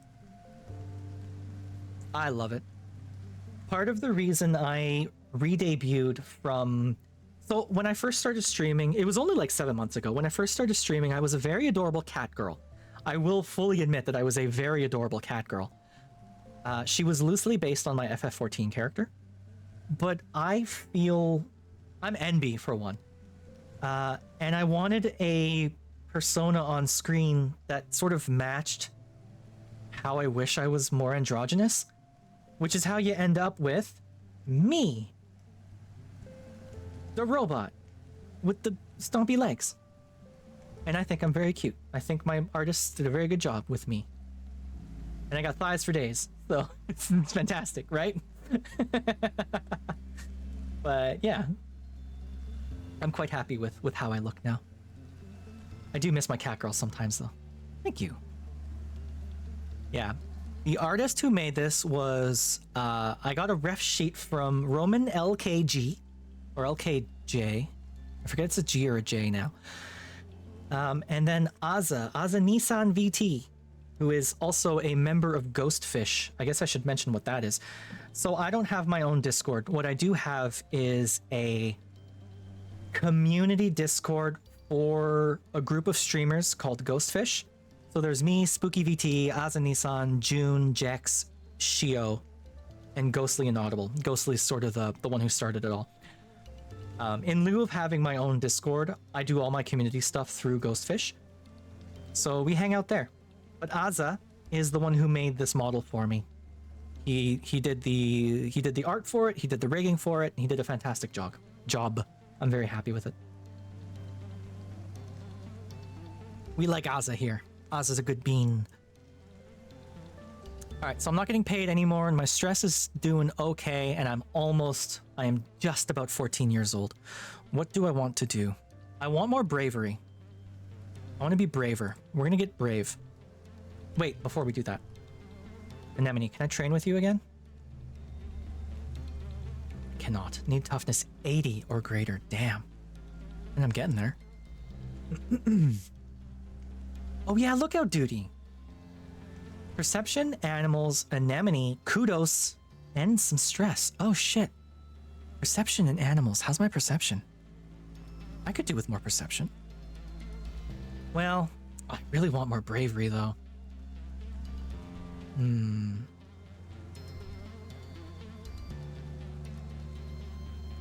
Let's do that.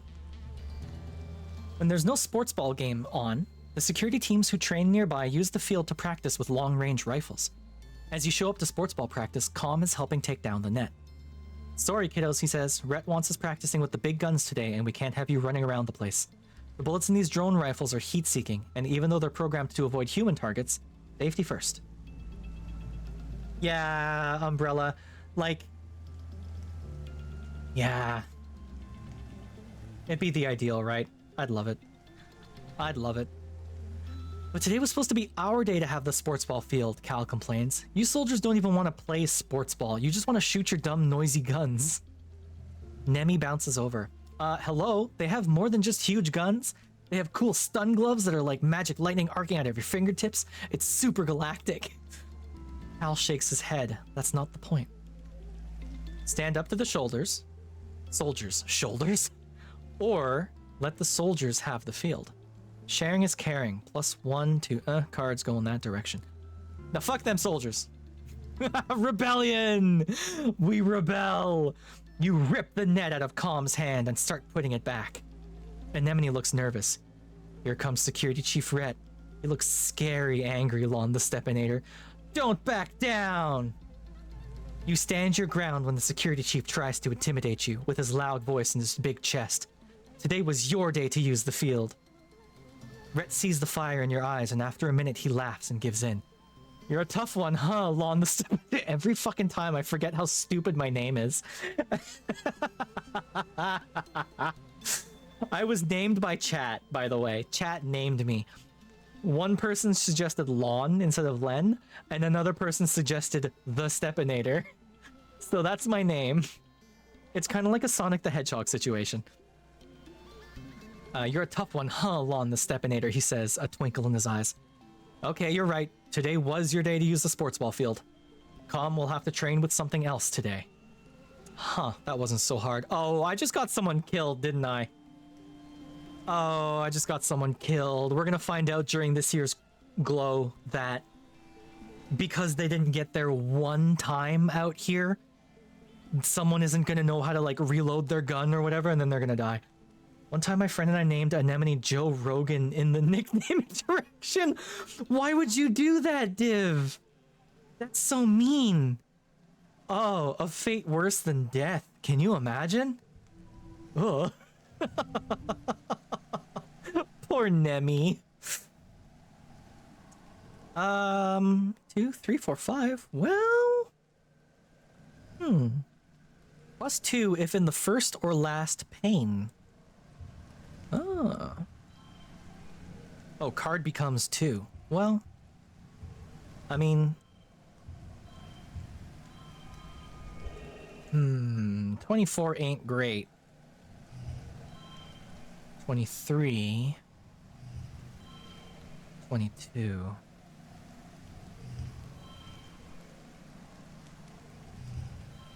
This might be the best I can do. 23. 22. Yeah, I think 24 is the best I got. 23, 24. Alright, well, it'll have to be. Yeah, Sekka. Hey, I don't know. I could have gotten 27? God damn it. Alright, well, whatever. Mid-wet. Late wet.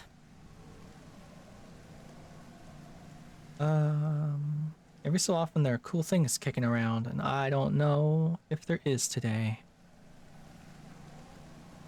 So my animals is pretty good. Upgrade pet cards via relaxing in the park. Relaxing in the park. How do you relax in the park again? Hey, kid. Dare you to eat this worm? Well, now why would I do that? Oh. Gives me a thing, though. Everyone is so dramatic right now. Dice mutters, kicking a rock with his hands shoved in his pockets.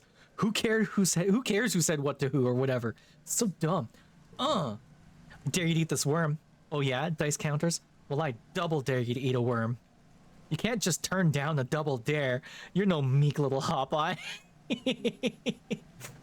Slimy, unsatisfying, very, very gross. Dice eats his like a noodle, slurping it up and wrinkling his nose as it wriggles in his mouth. Yuck, he says, swallowing it whole, then shows you his empty mouth. You should have known better than to dare a person who fears nothing. When we first started playing this, we didn't like Dice very much. I found him irritable and annoying to get along with, and he was being kind of shitty to Tang. But then we learned that Tangent is just sort of a shitty person herself, so I don't know. That was it? Eat this worm and then that's done? Alright, that's fine, I guess. What can we do here? Survey the plains, but we've already done that. Explore nearby. Could do that. But I want to keep working on my friendship with Anemone, so... Let's do something here. We need more bravery. Bravery's always good. We need more bravery. I want to be brave.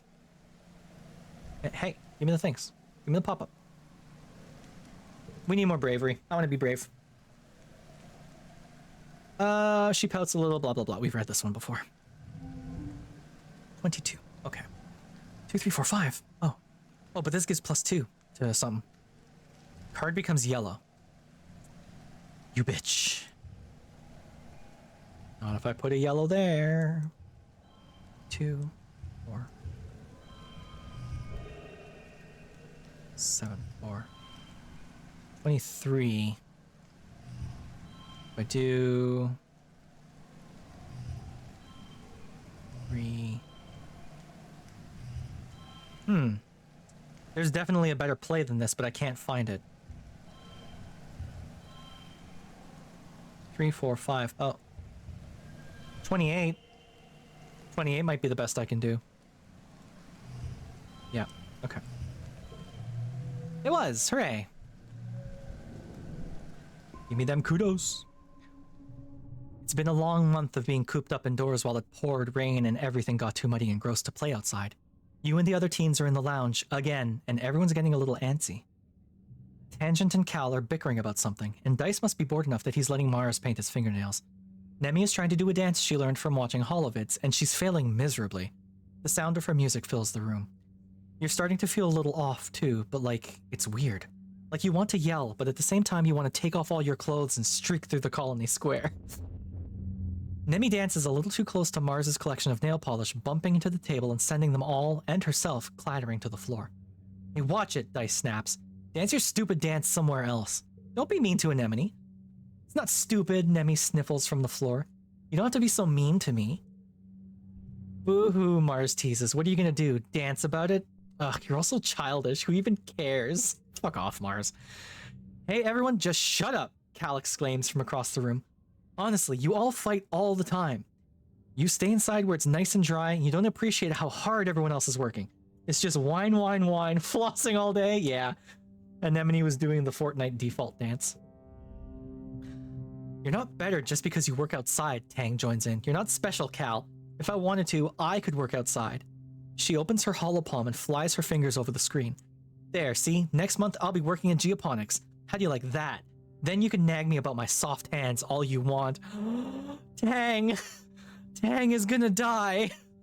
Tang is gonna work in geoponics during Glow? Oh no. Udicott pokes her head in from the command corridor. Children, keep it down. We can hear you all the way from the bridge. Everyone goes quiet for about a second, and then explodes into arguing again. Udicott throws her hands in the air and retreats down the hallway in defeat. Ooh, time to go wild. No one has ever calmed down when being told to calm down. This is a fact of the universe. Everyone just shut up. Ugh. Everyone ignores you and keeps squabbling. Mars chases Cal and everyone else chases her, and somehow you all end up in the classroom. Suddenly, Mars shouts, "Okay, everyone, everyone!" She claps her hand. 1, 2, 3, look at me. Everyone shut up.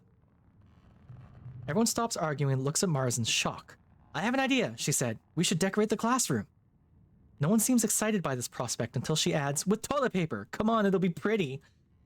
Now everyone's on board. You can feel yourself getting excited too. This is so naughty. You might get in trouble, but who cares? You're having fun.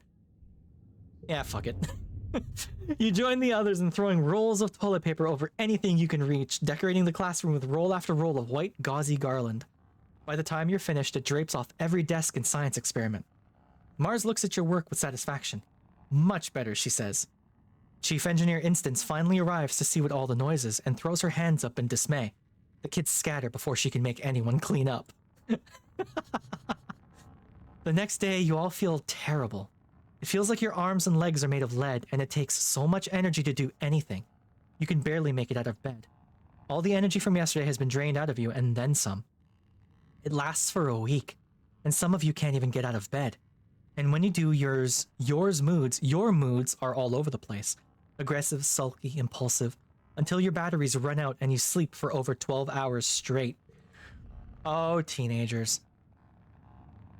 You're resting in the lounge with your friends, watching holovids and grazing on roasted pixie beans when your dad and Chief Engineer Instance come storming through the door. You, Instant snaps, smacking the bowl of pixie beans out of Mars's hand. Stop eating those this instant. What? Why? You won't clean it up. I'm sure the kids will look forward to the first class next time. Mars looks like she's about to smack some sense into Instance, but your dad steps in. I'm sorry, everyone. We were wrong about the pixie beans. They're not safe for you kids to be eating? Excuse me? You've been feeding us poison? Mars shrieks. Oh, ew. Do my dads know how you tried to kill me? Mars. Your dad spreads his hands. No, they're not. Don't worry, Mars. Calm down. They're not poison. There's just a chemical in them that hyperbonds to estrogen and testosterone, your big teenage growing hormones, and the brain likes binding to that new macromolecule a lot more than the regular kind. It's been making your moods unpredictable and causing periods of hypo and hypermania. When Mars just stares blankly at him, he laughs awkwardly. Translation, he says, it's been making you kids act silly and feel sick. I'm sorry. Ads, everyone, be aware. Ads are happening. In about 5 seconds, the ads are going to come up. Please use your favorite ad blocking method of choice. Because I'm going to keep playing through this because I'm enjoying myself. And I'm sorry if I woke anyone up with that. Instance frowns. If it's doing this to kids, it's not long until it builds up enough to affect the rest of us, too. Until further notice, no one is to eat a single pixie bean. Uh-oh. Oh no. Sekka. Your dad looks distraught. Lulu was right, he says, collapsing in a nearby chair and rubbing his eyes. She didn't trust these things, but shit. She's still gonna be pissed that we don't have another successful food source. You look at him in shock. You hardly ever see him swear. It must be worse than you think. Your dad sits there in silence for a long time. Wow. And there's the ads. Welcome to Glow, everyone. I should save, shouldn't I? Give her a bit of a save. Thank you very much. What? Where's my crystal? There's always a free crystal. There it is. Thank you. Welcome to Glow. You need a break soon. I'm at 85. I could do one more. Oh. You are way too scared to go outside during Glow season. And besides, the gates are closed. Smoke this weed. Alright, well, can't go outside. Hey, Anemone, how you doing? Nemi is munching on a container of cut-up pieces of dust melon. Your mom is kind of bossy, but she sure makes a great lunch, she says, offering you a piece. Gotta keep your strength up. Yep. What do we want to do today? Bravery. I want to up my bravery. Because every goddamn year during Glow, I'm not brave enough to help out. And this year, I am not skipping out on helping out. My toughness and my combat are through the roof. We're getting our bravery up. Training in the dark is really hard. You lose a lot of sports balls under the bleachers and in dark corners of this month. You submit a request to engineering to make some sort of glow-in-the-dark paint so that it's easier to spot the ball, but it gets rejected for not being a priority concern. Should plant some of those lovely nightlight flowers. Well, I mean, we have glow-in-the-dark beans, right? 20. Okay. Da, da, da, da, da. 24. 21. 24. 23. 24. 24 might be the best I can get.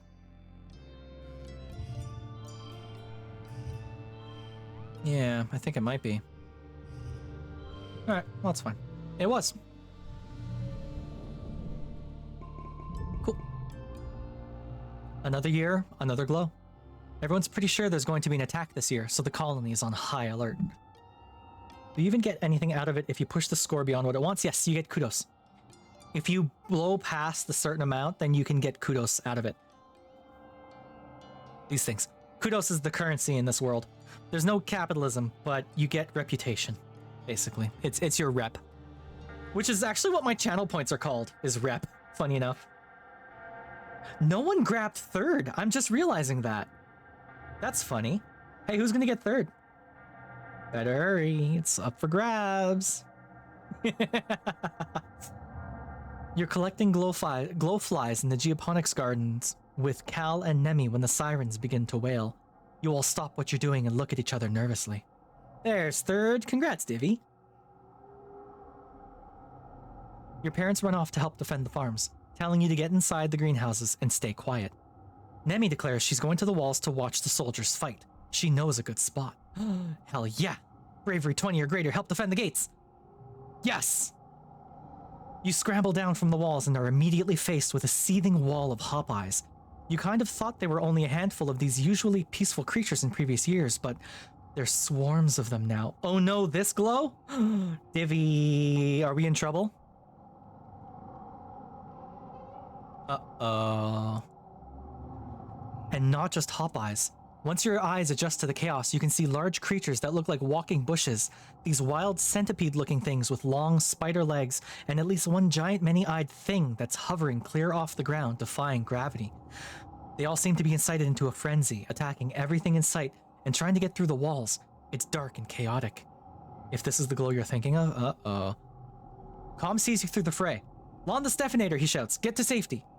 You're suddenly not sure this is a good idea, but then you look up and see Nemi shouting encouragement from up on the walls. Fight tactically?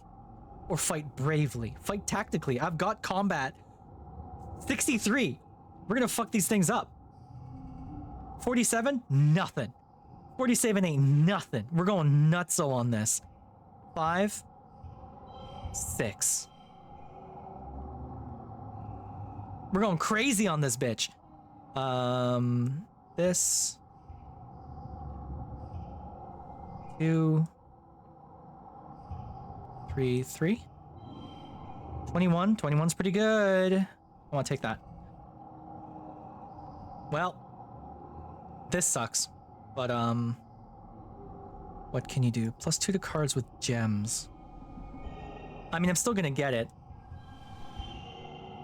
Oh yeah, I very much got it. Win. I could have got 23. I was 1 off. That sucks. You're not even trying to win. There's too many of them, and you're unarmed. But even your vulnerability can become a weapon. You use your knowledge of the buildings around the gate to bait anything that slips past the defenders into circling back so they can be picked off by people with actual weapons. Nemi acts as your air support, calling out when certain shortcuts are blocked by the creatures, so you always have an escape route. Eventually, the defense forces manage to push back the creatures. The rest of their broken swarm flee back into the wilderness. Calm jogs over to you, breathing heavily, and slaps you on the back. "You're one brave kid," he says. "Stupid, but brave, that's me. Lawn the Stephanator, Thembo." You really helped out back there. Nemi whistles and hollers from the walls, and Calm shoots her a grin. Your parents are arguing quietly at your little table. "I'm telling you, it wasn't a fluke," your mom says. They're not just wild animals. They have a plan. The fields, the lights. "Okay," your dad replies, taking her hands across the tabletop. "We have to tell people what we saw in geoponics." It's not this glow? Okay. They look up, noticing you in the doorway. Your dad's worried expression quickly changes to a smile. "Hey, Rutabaga." "What happened to the fields?" Your mom stands up. "Don't worry about that," she snaps. "Get to bed, it's late. And we have a lot of work to do tomorrow to clean up." Uh-oh. Welcome to the first of quiet. Nemi! Oh shit, I'm growing up too! Oh, hell yeah. Start age 14. I'm bigger now! Wait, does this change? No, not yet. Okay. I wasn't sure if that would change or not. Tangent! Your hair! Oh, we gotta talk to Nemi. Nemi's growing up! You spot Nemi halfway up a garrison watchtower, her legs wrapped around the scaffolding as she cranes to look over the fence through a pair of holoculars. You clear your throat and she peers down at you and waves. "Lawn the Stephanator, come on up here. I want to ask you something." "Okay." You clamber easily up the scaffolding. Nemi gives you a high five. "Hey, look through these," Nemi says, shoving the holoculars into your hands. You raise them into your eyes and look where she's pointing. A long ways out, much further than the expeditions are going, you spot a dark humanoid shape moving through the towering fungal forest. Huh? That's not good. Like, for real though, actually, that's not great. "See him?" Nemi says. "It's Dice, I swear it is." He's always sneaking out over the walls. Dice, my dude? He's not supposed to do that, yeah. Right? Nemi exclaims, he's gonna get in trouble. The adults say we're not supposed to go outside the colony unless it's on expedition, Nemi says, taking the holoculars back and looping them around her neck. And Dice just goes whenever he wants. What if he gets hurt? What if he dies? She wrinkles her nose. What if he picks up a weird alien disease and comes back with 3 heads? Okay, this part, not so much. This part, very much, yeah. What if he finds something out there and, like, kills the colony? There's not a lot of us. Nemi scratches her cheek where acne's made her skin dry and sore looking. Oh, I'm sorry, kid. She mutters as bits flake off. I just don't know what to do about it, she says. What do you think? God.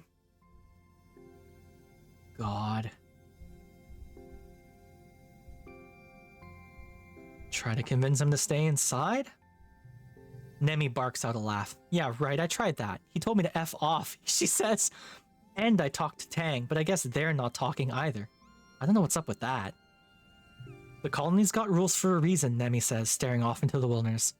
If we do our own thing and don't care about the rules, we're all gonna be toast. Kinda like a sports ball team. We're all doing different stuff, but we all gotta play by the same rules, so we can get as many points as we can. I like Nemi, she's so sweet. Anemone, lawn the Stepinator! You look down at the ground where a passing colonist is waving up at you. You two get down from there, it's not safe. Okay, sorry, I'm on watch, Nemi shouts back, indicating her holoculars. She shoots you a smile. I guess we should get inside the watchtower, huh? I guess. Oh! You both climb the rest of the way to the guard tower, the guard platform. Nemi heaves herself over the edge and reaches down to help you up, and you notice that her hands are all banged up and scabbing over with blue scales. Probably from scampering all over the place the way she does. She notices you looking and laughs awkwardly. She runs her hand through her fluffy hair. Maybe if I get beat up enough, I'll have so many scales I won't have no more acne, she jokes. Aww. Baby. Dislikes crystal clusters. Well, I've learned that, yeah. She's very loyal. Huh. Cool. Haven't learned any of that shit. I know what she likes, but haven't learned anything about you.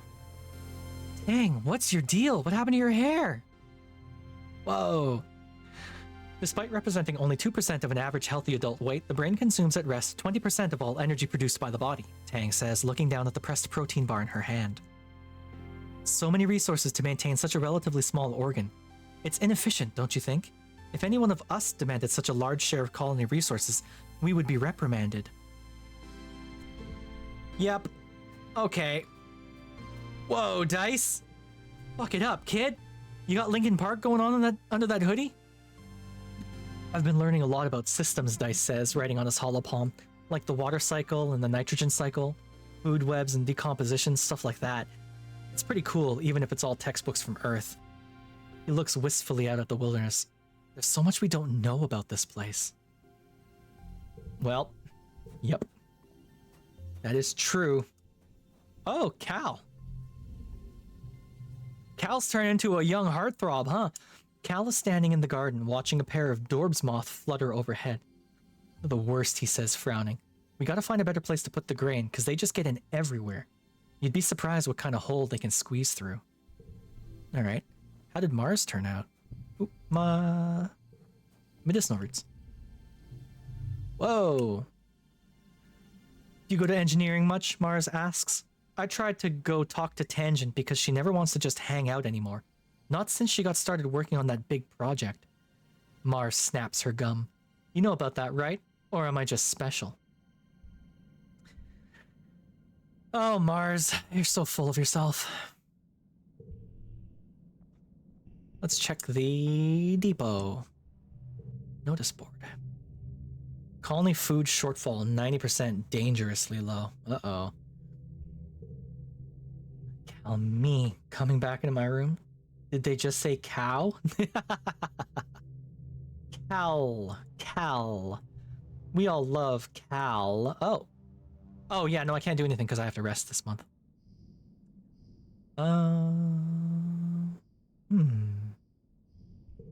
Alright.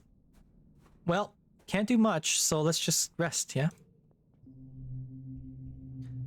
Apply to work in the kitchen, relax in the lounge. You spend several hours a day obsessively checking the local HoloNet for updates. With so few people in the colony, social media can be very dead. Feels like you're talking to yourself sometimes. You try to start a few conversations, but most people are busy at work or school. Well, sucks for me.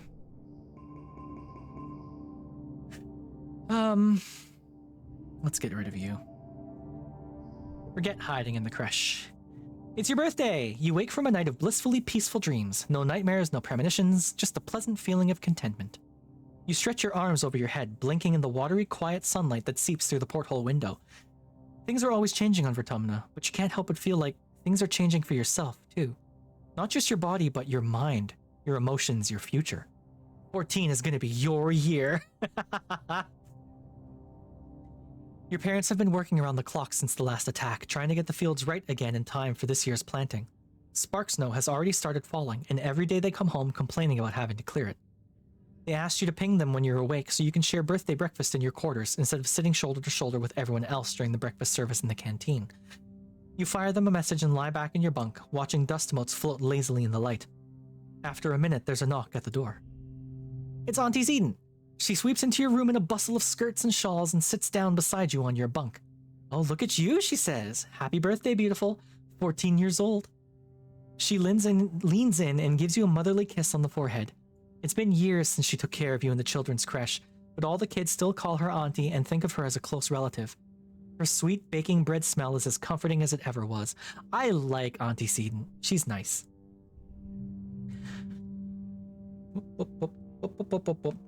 She sits back and takes one of your hands in both of hers. Lon the Stepinator, ever since I held you in my arms as a baby, I knew you were so special, so important. You're becoming a young adult, but I want you to know I will always, always be here for you, just like your mom and dad, she says firmly. Okay, enough of the mushy stuff. Thanks, Auntie Seeden. Or, I don't want to grow up, Auntie. Yes. Auntie Seeden smiles sadly. I'm sorry, little Snapdragon, but growing up is a part of living. I can't wait for you to grow into the strong, smart, courageous adult I can see behind your eyes. She pats your hand. I'll always be your auntie, but when you're older, you can call me Anne like the other adults do. Thanks, Aunt Anne. Oh. Now come on in here, Auntie Anne says, spreading her arms wide. Give us a great big hug. You hug her, enveloping yourself in the warm and familiar softness of her. Over her shoulder, you see Nemi standing in the doorway. Well, her hair anyway. She's been growing it out, and there's no hiding it behind a corner. She skips into the quarters. Happy birthday, bud, she says, bouncing on your bunk. Way to get older. Enjoy being 2 years older than me for a few months. Thought you were on your way to medbay, Anne tells her, and Nemi shrugs. Anne turns to you. Annie is supposed to get her menstruation cessation implant today. Oh, interesting.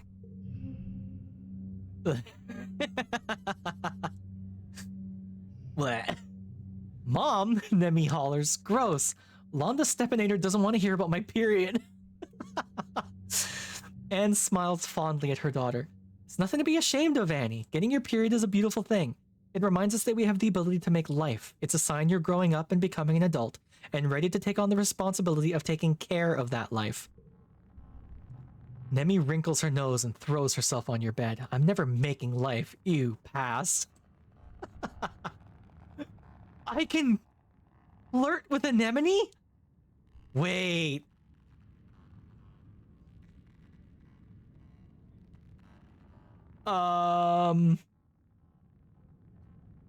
Chat. I kind of want to, though, a little bit. I like Anemone. Should I flirt with Anemone? I'm gonna. Nemi flushes the same color as her hair. Oh, null off, she mutters, scratching her neck. Don't be weird in front of my mom, Lon the Stepinator. Nemi does look different, in a good way, more grown up. You tell her that her hair is pretty, and she rolls her eyes. I just forgot to cut it, okay? She says, avoiding your gaze. Your parents finally arrive, still damp from the fields and bringing in the smell of crisp, tangy snow on their clothes. Oh, look, birthday visitors, your dad exclaims. Anne, are you staying for breakfast? Anne reaches into her bag and brings out a stack of tiffins. No, thank you, but I brought your order with me from the kitchen, seeing as I was stopping by. She pats your hand one more time. Happy birthday again, Lon the Stepinator. You'll always be my baby, even when you're all grown up. Your mom shakes her head as Anne and Nemi leave. Oh, Anne, she laughs, sentimental to the core. She starts laying out the cutlery for breakfast. But I don't know how the colony would manage without her in the children's creche, she says, and points a fork at you. Family is more than the people that birthed you, Lon the Stepinator, and don't you forget it. Hi, Desty! Welcome, welcome, welcome back. Did you fall again? Asleep again? Did you have a good nap, if you did?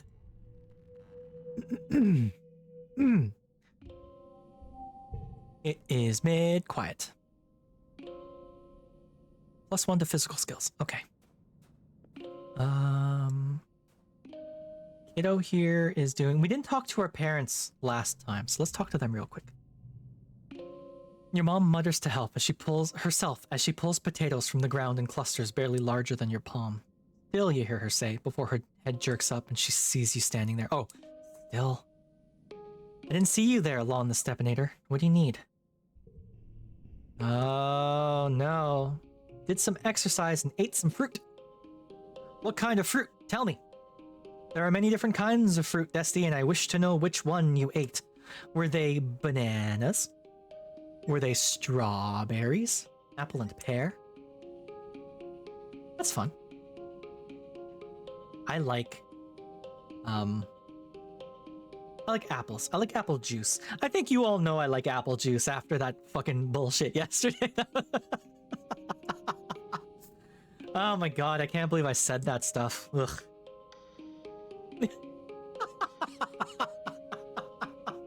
I'm sorry, Desty. I didn't mean to traumatize you. If your mom already said no, I agree with her, your dad says without looking up from his work. I know you two disagree about things, but she's still your mom. I didn't say anything. What are you doing? What are you talking about? Okay, we got Nemi, we got Tangent. I think I want to... Purple? What color is purple? So, we can survey the plains again. All events have respawned. +3 to perception, +1 to animals, +1 friendship with dice. My perception is... okay. My animals is okay. I really just want more bravery. This is like the main thing I want right now is bravery. My bravery's pretty good too, though, isn't it? This gives me bravery and toughness. This gives me combat and animals. My combat's pretty good. This gives me perception and animals, plus some kudos. My perception is pretty... well... Or I can relax. You know what? Let's do perception and animals. Because my combat is really good right now. And yeah, let's do perception and animals. So we're gonna do lookout duty. You show up bright and early for muster with the other garrison recruits. It's mostly younger people. The older, more experienced security officers are all posted up for guard duty. Nemi is here though, her rowdy red hair tied back into a poof. She shoots you a little grin as she falls in formation beside you. You shift from foot to foot awkwardly, not sure where to put your hands. Nemi nudges you with her elbow and gestures that you should stand like her, with your hands clasped loosely behind your back. You manage that just as Security Chief Rhett comes to speak to the recruits. Good morning, recruits, he calls, his voice cutting through the still morning air. He pauses, looking at the assembled band of motley youth, and taps his ear. Salute him. Good morning, Security Chief Rhett! Hoorah! Rhett crosses his arms. Well, we'll be working on that, he says. Working in the garrison isn't like other jobs, children. Here, you'll be expected to give 100% every day. If you burn some food in the kitchen or shovel the wrong pile of dirt in geoponics, it's no big deal. But here, it can be a matter of life or death. Not just for you, but for everyone in the colony. Loyalty, dedication, self-sacrifice, and honor. These are the soldier's creed, Rhett says, steely-gazed and even. You wonder how many battles he saw on Earth. Just like your mom, he doesn't like to talk about it. This is not a place for half-assed kids to run around and play soldier. You look around awkwardly at the other recruits. Isn't this a little intense for lookout duty? Rhett catches your attention wavering and speaks directly to you, staring you right in the eye. Laziness and ego have no place here, he says. If you slack off and let something slip past you, you could die. Your friends and family could die. This isn't school, he booms. This is real life, real danger. If you even blink too long, we're all dead. Bro, damn, take the no blink challenge seriously. It hurts your eyeballs, but you stare Rhett down until he actually laughs. Well, he cracks a smile anyway, and he looks away first. Ah, that's the spirit, Lon the Stepinator, he says, clapping you on the shoulder. I don't mean to scare you kids, he addresses the rest of the group, but I really do need you to know that this isn't a fun little game. You can't sneak your little friends into the watchtower, you can't work on your homework, you can't catch up on sleep. Even though lookout duty seems like an easy job for kids to do to keep busy, it's very important. I need you to take it seriously, like Lon the Stepinator here. Hoorah! On lookout duty.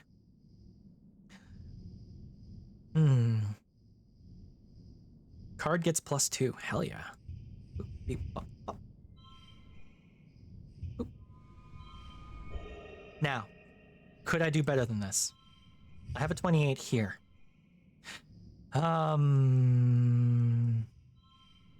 26, 25, 28.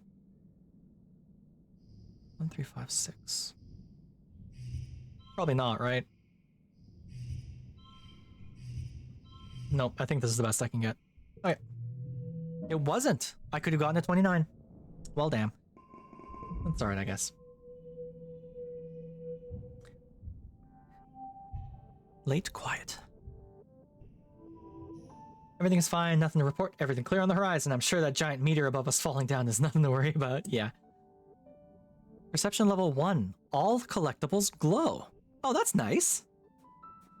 That's actually kind of cool. Let's see if there's any I can find to test that. Kitty cat, can you stop going between my legs? Please, little cat, little cat. Please, little cat. Fuck it. Let's keep doing lookout duty. Why not? Wait, I want to try and give Nemi something different. Stupid acne. I got something for you. She doesn't like crystals. Maybe she likes flowers? Anemone looks at the offering. Thanks. Well, she didn't hate the flower. Too soon to give another gift. Alright, well, I gave her a cute flower. That's not nothing, right? Lookout duty again! Your solo watch is interrupted by the sounds of soft footsteps padding down the wall towards you. To your surprise, Governor Udicott steps next to you and stares into the wilderness as well, her gnarled brown hands resting on the wall. I often come out here to think, she says. She's talking to you? It's hard to hear your own thoughts when you're cooped up inside command. You must get a lot of time to think out here, don't you, Lon the Stepinator? Thinking's not my job, ma'am! That's too funny, I'm sorry. Udicott smiles and gives you a knowing glance. I'm sure, she replies. She sighs and tightens her hands on the railing. Sometimes I look down on the colony, she says softly. And sometimes I look out into the forest. No matter where I look, I think about every hardship we face and every one we've overcome. I think about what we're doing here, the things we're taking and the footprints we're leaving. She huffs a humorless little laugh. I wonder what the animals think of us, she says. Cutting down trees, building our big walls, trying to grow our funny little alien plants. It must be so strange to them. I genuinely think this planet hates us. Without turning to face her, you tell her that you can feel the anger rising from the tops of the trees. Every rattling bush a sign of menace, seething. Udicott narrows her eyes and stares flintily into the wilderness. Maybe, she says quietly, maybe. You stand in contemplative silence and observe the forest until she leaves without saying goodbye. I mean, I don't think I'm wrong. Oh, what a poor spread of cards to get. So that's 2 of a kind and a flush, so I'll take that for sure. What did I tell you to take a nap? Get on it, soldier. 6? Why does this one get 6?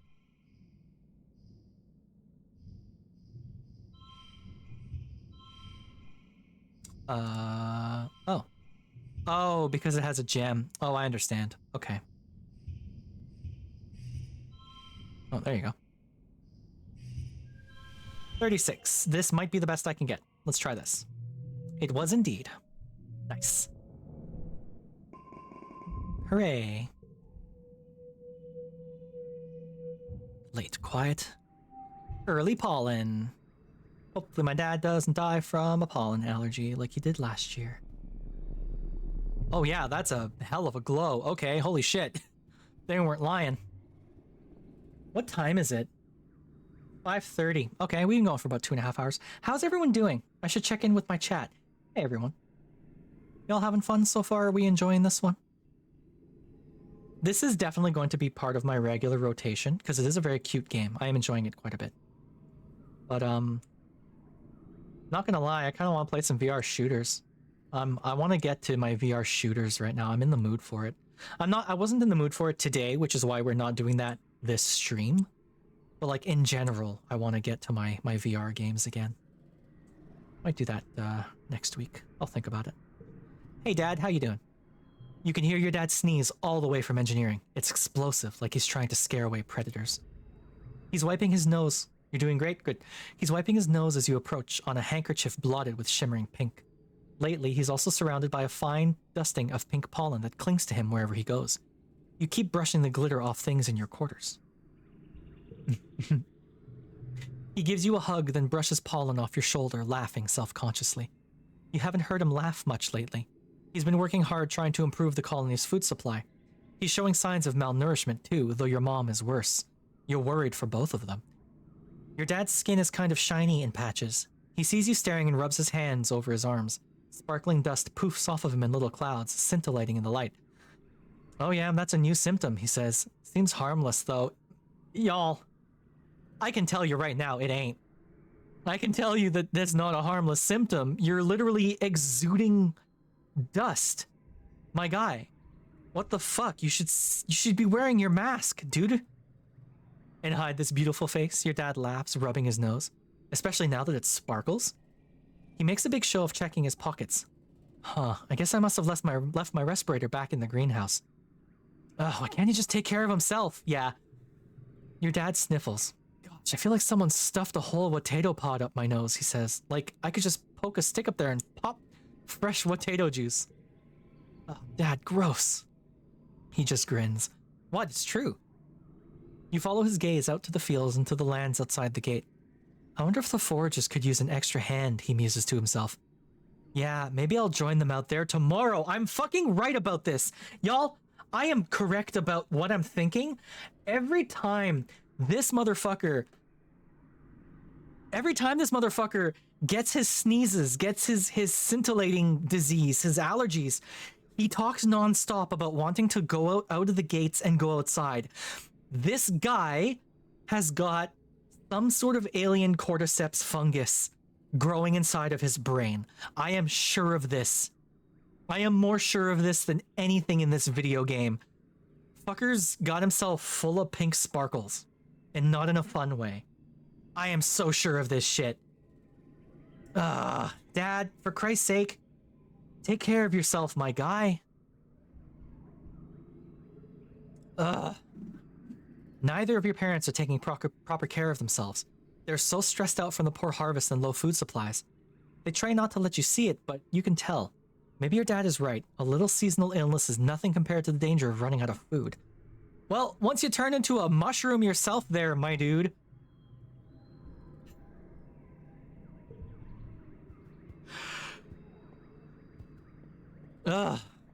Parents, take care of yourselves, guys. Come on. We're gonna do lookout duty again. I want to keep getting paid. Night on Vertumna is a little more quiet than the daytime, but not by much. The wilderness hums with animal calls, insect song, and the crackle of things moving through the underbrush. About an hour before first dawn every day, the forest emits an eerie noise that sounds more like a call to prayer than any random animal noises should. It's meditative and beautiful, but also deeply unsettling. It's only adaptation, I guess. Still, it's terrifying.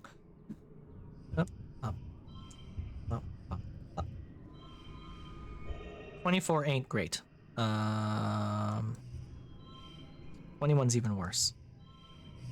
How about...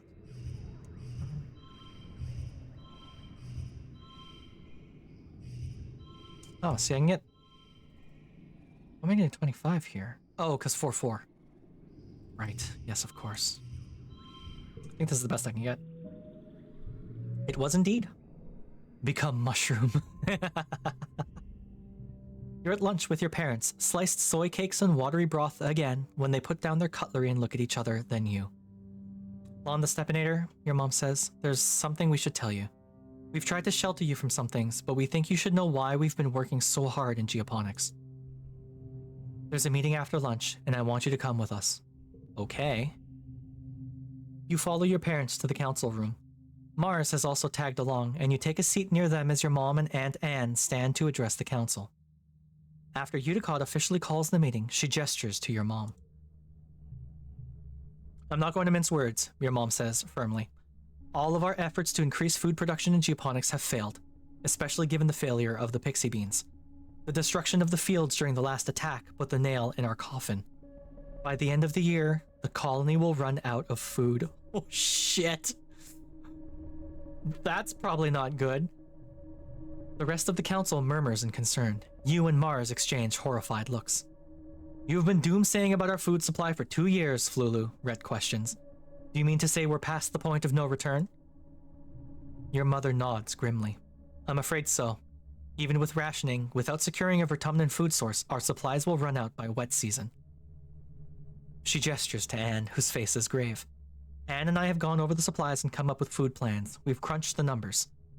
Your mom sighs and spreads her hands. I'm sorry. Geoponics should have been producing better by now.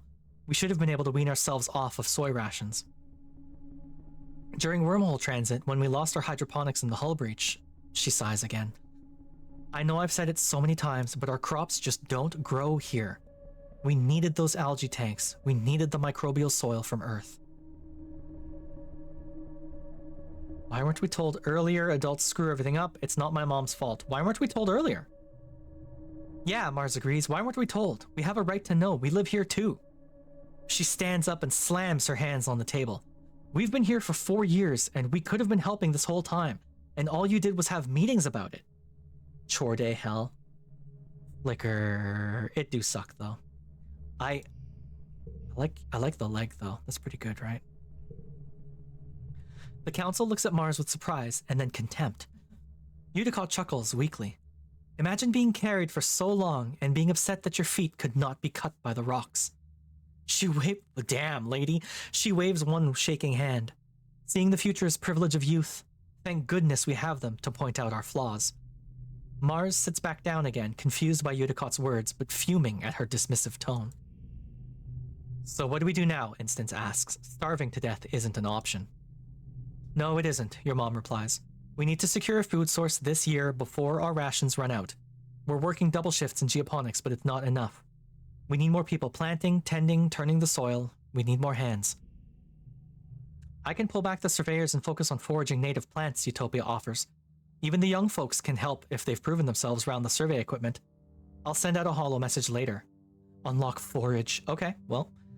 This has been the burden of geoponics for too long, Uticott says. It's time we all step up for our future. The council nods in agreement. Your stomach rumbles ominously. Uh-oh. Welcome to Pollen. Hunger makes it difficult to do physical tasks. Physical skill increases reduced by 1. Wow. Time for grafting arms and hands to use. I mean, I don't think that's what they meant. But, Nemi grabs you by the shoulders. Lon the Stepinator, you gotta help me, she says urgently. Mom keeps talking about how we're all gonna have to start having babies, and she gets this look about her. I don't wanna have any scungy babies. Nemi shudders with her whole body. Why'd I gotta be in a girl body anyway? I'm tougher and stronger than lots of boys, and no one's telling them they gotta have babies. Oh, Nemi. Here, have a bober fruit. Anemone looks at the offering. Thanks. She doesn't like the squishy tube. Hi, Saru. Yeah, babies. Oh boy, oh boy. Alright, well. We can either help in here. Shovel dirt. Why are boys not seahorse? Anemone invented Mpreg. Oh boy. I mean, they got fancy biotech, right? Surely they can implant a uterus or two. Okay, forage.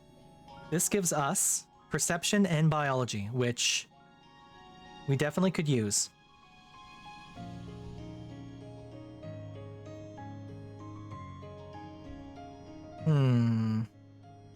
Let's forage, honestly, right? Like, we need the food. I don't want my parents to die. Oh, shit, it's a thing like this. My mind just created a monster? Well, can't help you with that, Seka. You're on your own. Utopia greets you warmly as you muster your first expedition with the foraging team. Lon the Stepinator, I'm glad you could make it. We need everyone we can get out here right now, boosting our food supplies. I'm ready to sniff out those tasties. Good luck hunting out there, she says, handing you an oversized backpack. More like a basket than a pack. Use your holopalm to identify edible and medicinal plants and just throw them in here. I'll sort them back at camp. Exploration, I love exploration. I mean, I was doing it before you showed up, actually. If Tangent was able to transition like she did, they could definitely figure out Mpreg. Oh, 100%. Oh, and keep on the lookout for creatures. It's pretty peaceful out there in the valley, but even a little bug will get you if you're not careful. Go slow, pay attention to your surroundings. If you're unsure about something, don't approach it. Stay on the path and don't get lost. We don't call it the Valley of Vertigo for nothing. Any questions? What's a fine lady like you doing in a place like this? I can flirt with Utopia? She is significantly older than me.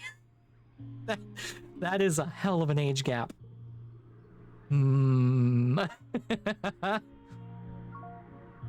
What sorts of things should I collect? I actually own Sunless, guys. I'd give it a try. Utopia shows you how to use your holopalm to determine if something is edible. There's a whole category on your holopedia, including photographs and scientific names. It's mainly plants, though there are some minerals and other things that don't look edible at first glance. More of a puppy crush on Soul's End? Okay, that's cool. There's a lot out there we haven't found yet, she says. Document anything you find that looks like it could be useful, but don't put anything in your mouth until you check with me first. Even if it looks edible, it might be a lookalike. Even the plants are sneaky. Okay. You're about to leave when Utopia snaps her fingers. Hold up, Lon the Stepinator. We're also investigating some species we might domesticate. Those we'll want to tag and capture. Ideally, we're looking for herbivorous creatures that already live in herds and either produce something edible or reproduce quick enough we can slaughter them for meat. If you see anything that fits the bill, tag him and bring him back. All right. On it. I got myself a flower. Oh, down. Okay. The Valley of Vertigo. Woo! It's a squishy creature. What is this adorable thing? Mushroom octopus. Mushtopus.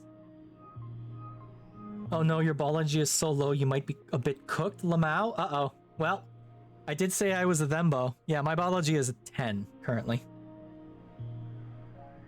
You come across not just one Vriki, but a whole swarm of them. Mostly just baby ones about the size of your head. They're all amassed around a massive tree, scurrying up and down the trunk. When you can see the tree itself under the swarm, you notice the same pale pink as the baby Vriki. Its tentacle-like roots meander a fairly large distance before plunging into the ground. When the... oh no, maybe they aren't so bad. Bravery isn't high enough? My bravery is... yeah.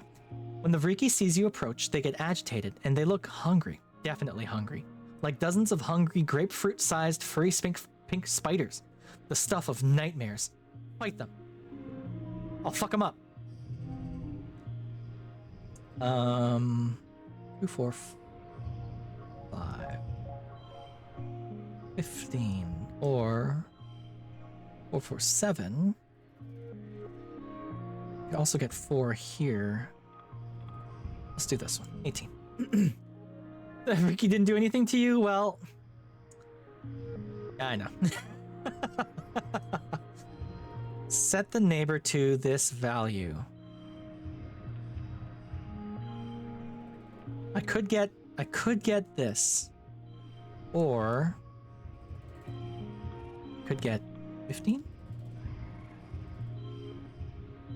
14.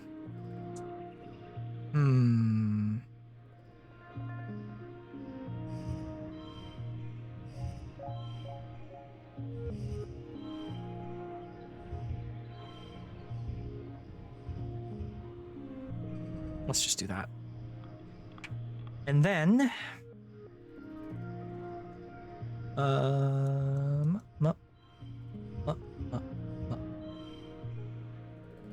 22 is not nearly enough. How about... Nope, not that. This. 19 is definitely not nearly enough. Oh, I might be cooked on this one. 2. Oh, set the neighbor to its value. Yeah, no, that's problematic, isn't it?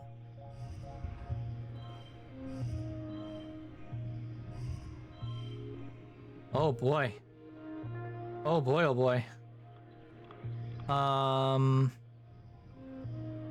Yeah. I'm gonna have to use my collectibles for sure, because this ain't happening.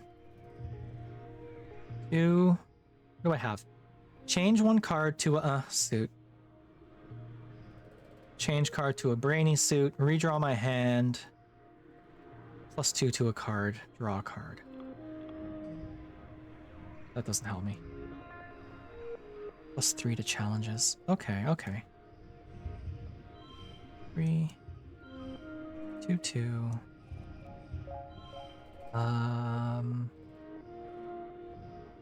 Oh boy. Oh boy. If I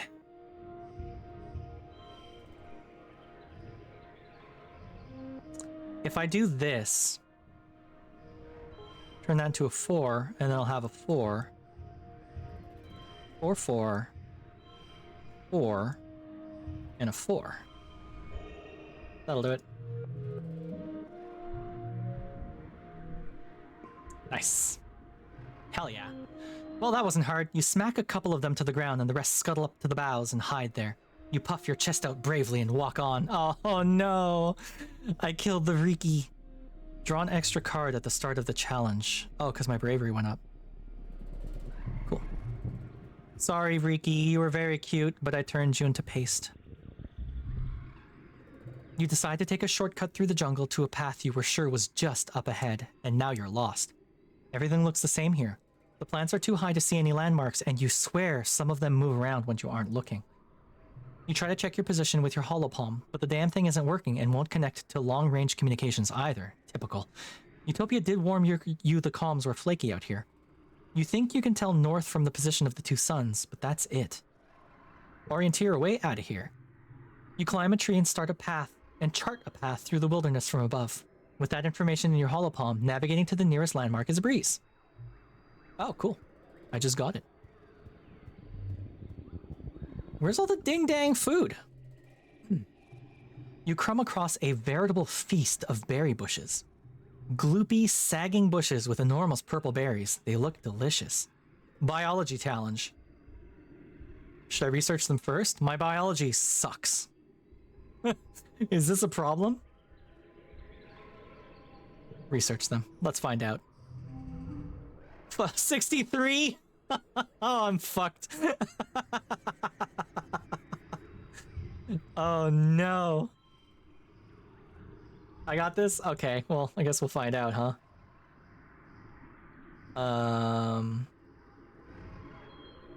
2, 2, 4, 3, 4, 10. Yeah, that ain't it. 2, 2, 4. So I can get 17 or I can get 16. Okay. 17 makes more sense. Last round. I need to hit 24. Okay. 5, 4, 3, 2, 1. Not quite. 22, 25. Okay, I'll take that. I could have done better, but I'll take it.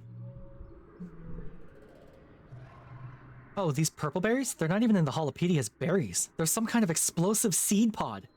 You take a few steps back, careful not to set one off. Set them off from a safe distance. You shield yourself behind a tree and throw rocks at the bushes until, with a satisfying pop, pop, pop, the explosive berries begin to trigger in a chain reaction.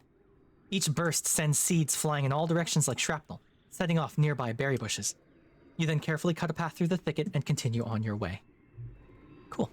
I am getting stressed out.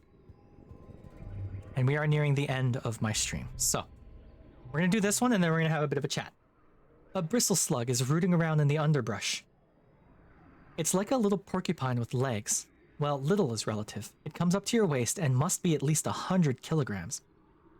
You've seen a few of these things at geoponics. They're easy to catch and their spines and berries naturally fall off and are edible. A chewy, renewable source of food, kind of like jerky. Maybe you could try to catch this one. Oh, nice. Yeah, I've got hella animals, so I'm gonna try that. My animals is really good. 78. Okay. I can do... See, that's -1. I don't want that. 4, 7, 8. Oh, this would have been easier if, so I can get 21. Or... I can get 21. Or I can get 50. Okay. You know what? If I can get 21 with this one, regardless, I'll just get rid of it. I'll just use it. Okay. +2 to the next one in the chain. 3, 4, 2. Card becomes red. Okay, cool. 4, 4, 4, 2. If I do this... 4, 4, 4. 24 is pretty good, I think. I don't think it matters that I put the 2 there. Next. Okay.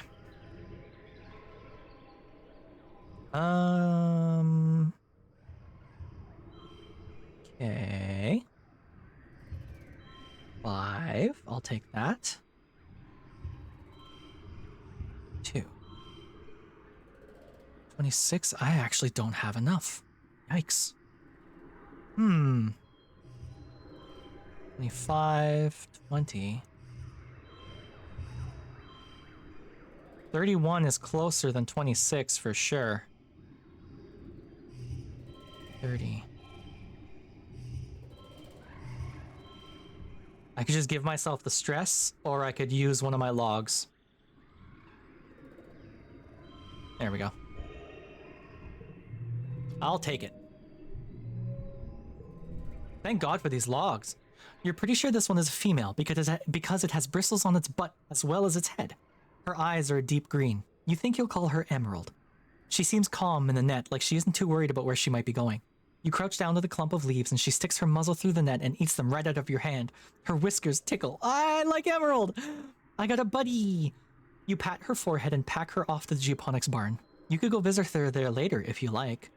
Tending animals. I got a friend! Ooh. The path. It splits. Oh, this is like a green one. Uh-oh. What am I at? 90. You spent some time working in geoponics, so you know your way around a plant or two. Walking through this area, you notice something different about it. The bare ground feels bouncy like a trampoline, and the plants all look weirdly stunted. Not a lot can stifle nature here, so it's honestly a little weird that there's no grasses or mosses growing here. Notice the strange spongy soil. You peer down at this oddly bouncy ground. It's pink and fleshy and... Wait, is it even ground? Is it even ground? You kneel and take a closer look. More like a kind of dense moss or coral, maybe. You press a hand into the moist, squashy substance. It smells sweet and starchy like cake. It blankets the ground here in a thick, sponge-like layer, swallowing up everything it touches. Gross. But it smells so good. You dig a large chunk of the sponge cake up to bring back to geoponics. Further analysis is needed, but you have a good feeling about this one. Uh-oh. You're too worn out and tired to continue. You have to go home now. Well,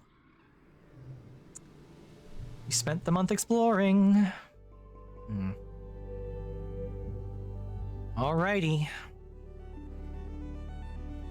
So it goes. So it goes. I'm gonna take a quick lap to see if there's anything fun I can pick up. There is not. We'll need to rest next month. So I think that's it. I think... How long have I been going? I am just now coming up on 3 hours. I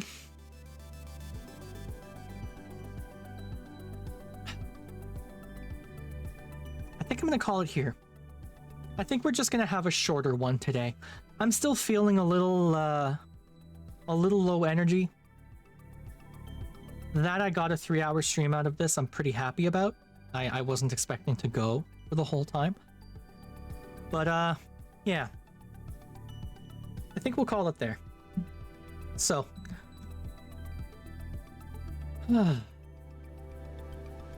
Yeah. As always, hey, everyone, thank you so much for hanging out with me. It's always so nice to have people in chat. I love when people find me and they enjoy what I do. It's really, really cool that people are enjoying what I do. If you want more of me, if you want more of what my friends do, because we're all pretty similar, check out the Ghostfish Discord. Ghostfish is a little team, unofficial streaming team that I'm a member of. So there's me and there's a whole bunch of others. We're all friends. We do collabs together sometimes. One of our members is coming back tomorrow. Actually, we're all excited for him to come back. If you want to see what I'm doing on Blue Sky, this is my only social media. Check me out there. I post my schedules on Blue Sky every Monday around noon Eastern, or a bit later if I forget. So keep an eye there. I like to stream Tuesdays, Wednesdays, Thursdays, and Saturdays. The Saturdays are usually up in the air, depending on the weather, but I haven't missed one this whole summer yet because the weather has been crap and I haven't been able to go out boating these weekends, so that's fine. But yeah, if you liked what you saw, thank you so much for hanging out with me. Robin, you're here just as I'm finishing again. Oh, Robin, I'm so sorry. Robin, I'm sorry. You have bad timing. Ugh. I feel bad now. Well, what can you do, huh? I apologize. Yeah, I'm sorry, Robin. It happens, right? I usually end around this time anyway, so... Yeah, it's just the way it goes. It's when you get out of work? I see. Okay. Well, hopefully I actually have an op on this weekend on Saturday, so you can watch some Star Wars shenanigans. Maybe you can join. And you know, I don't know. But yeah. That's it. That's all of it. So, come on by on Saturday. Hopefully we have some Star Wars. Hopefully the servers work. Otherwise, we'll do something different on Saturday if they don't work. But we'll hang out regardless. So, let's find someone to raid. Who's live?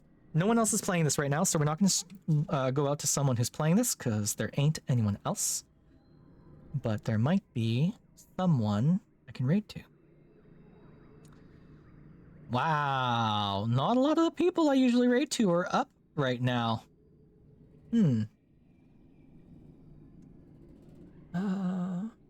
Okay, you snooze for a second there, ad. I don't want to run an ad right at the end. You're live,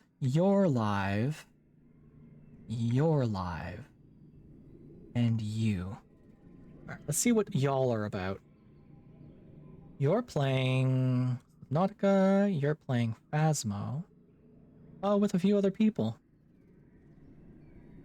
You're playing Dead by Daylight, and you're playing Advance Wars. Alright, well... I usually don't have this much trouble finding someone to raid to. I guess let's raid to this person. Subnautica is sort of exocolony coded, right? Maybe? I'm good? Thank you, Robin. I like to think I am. Alright, raid is live.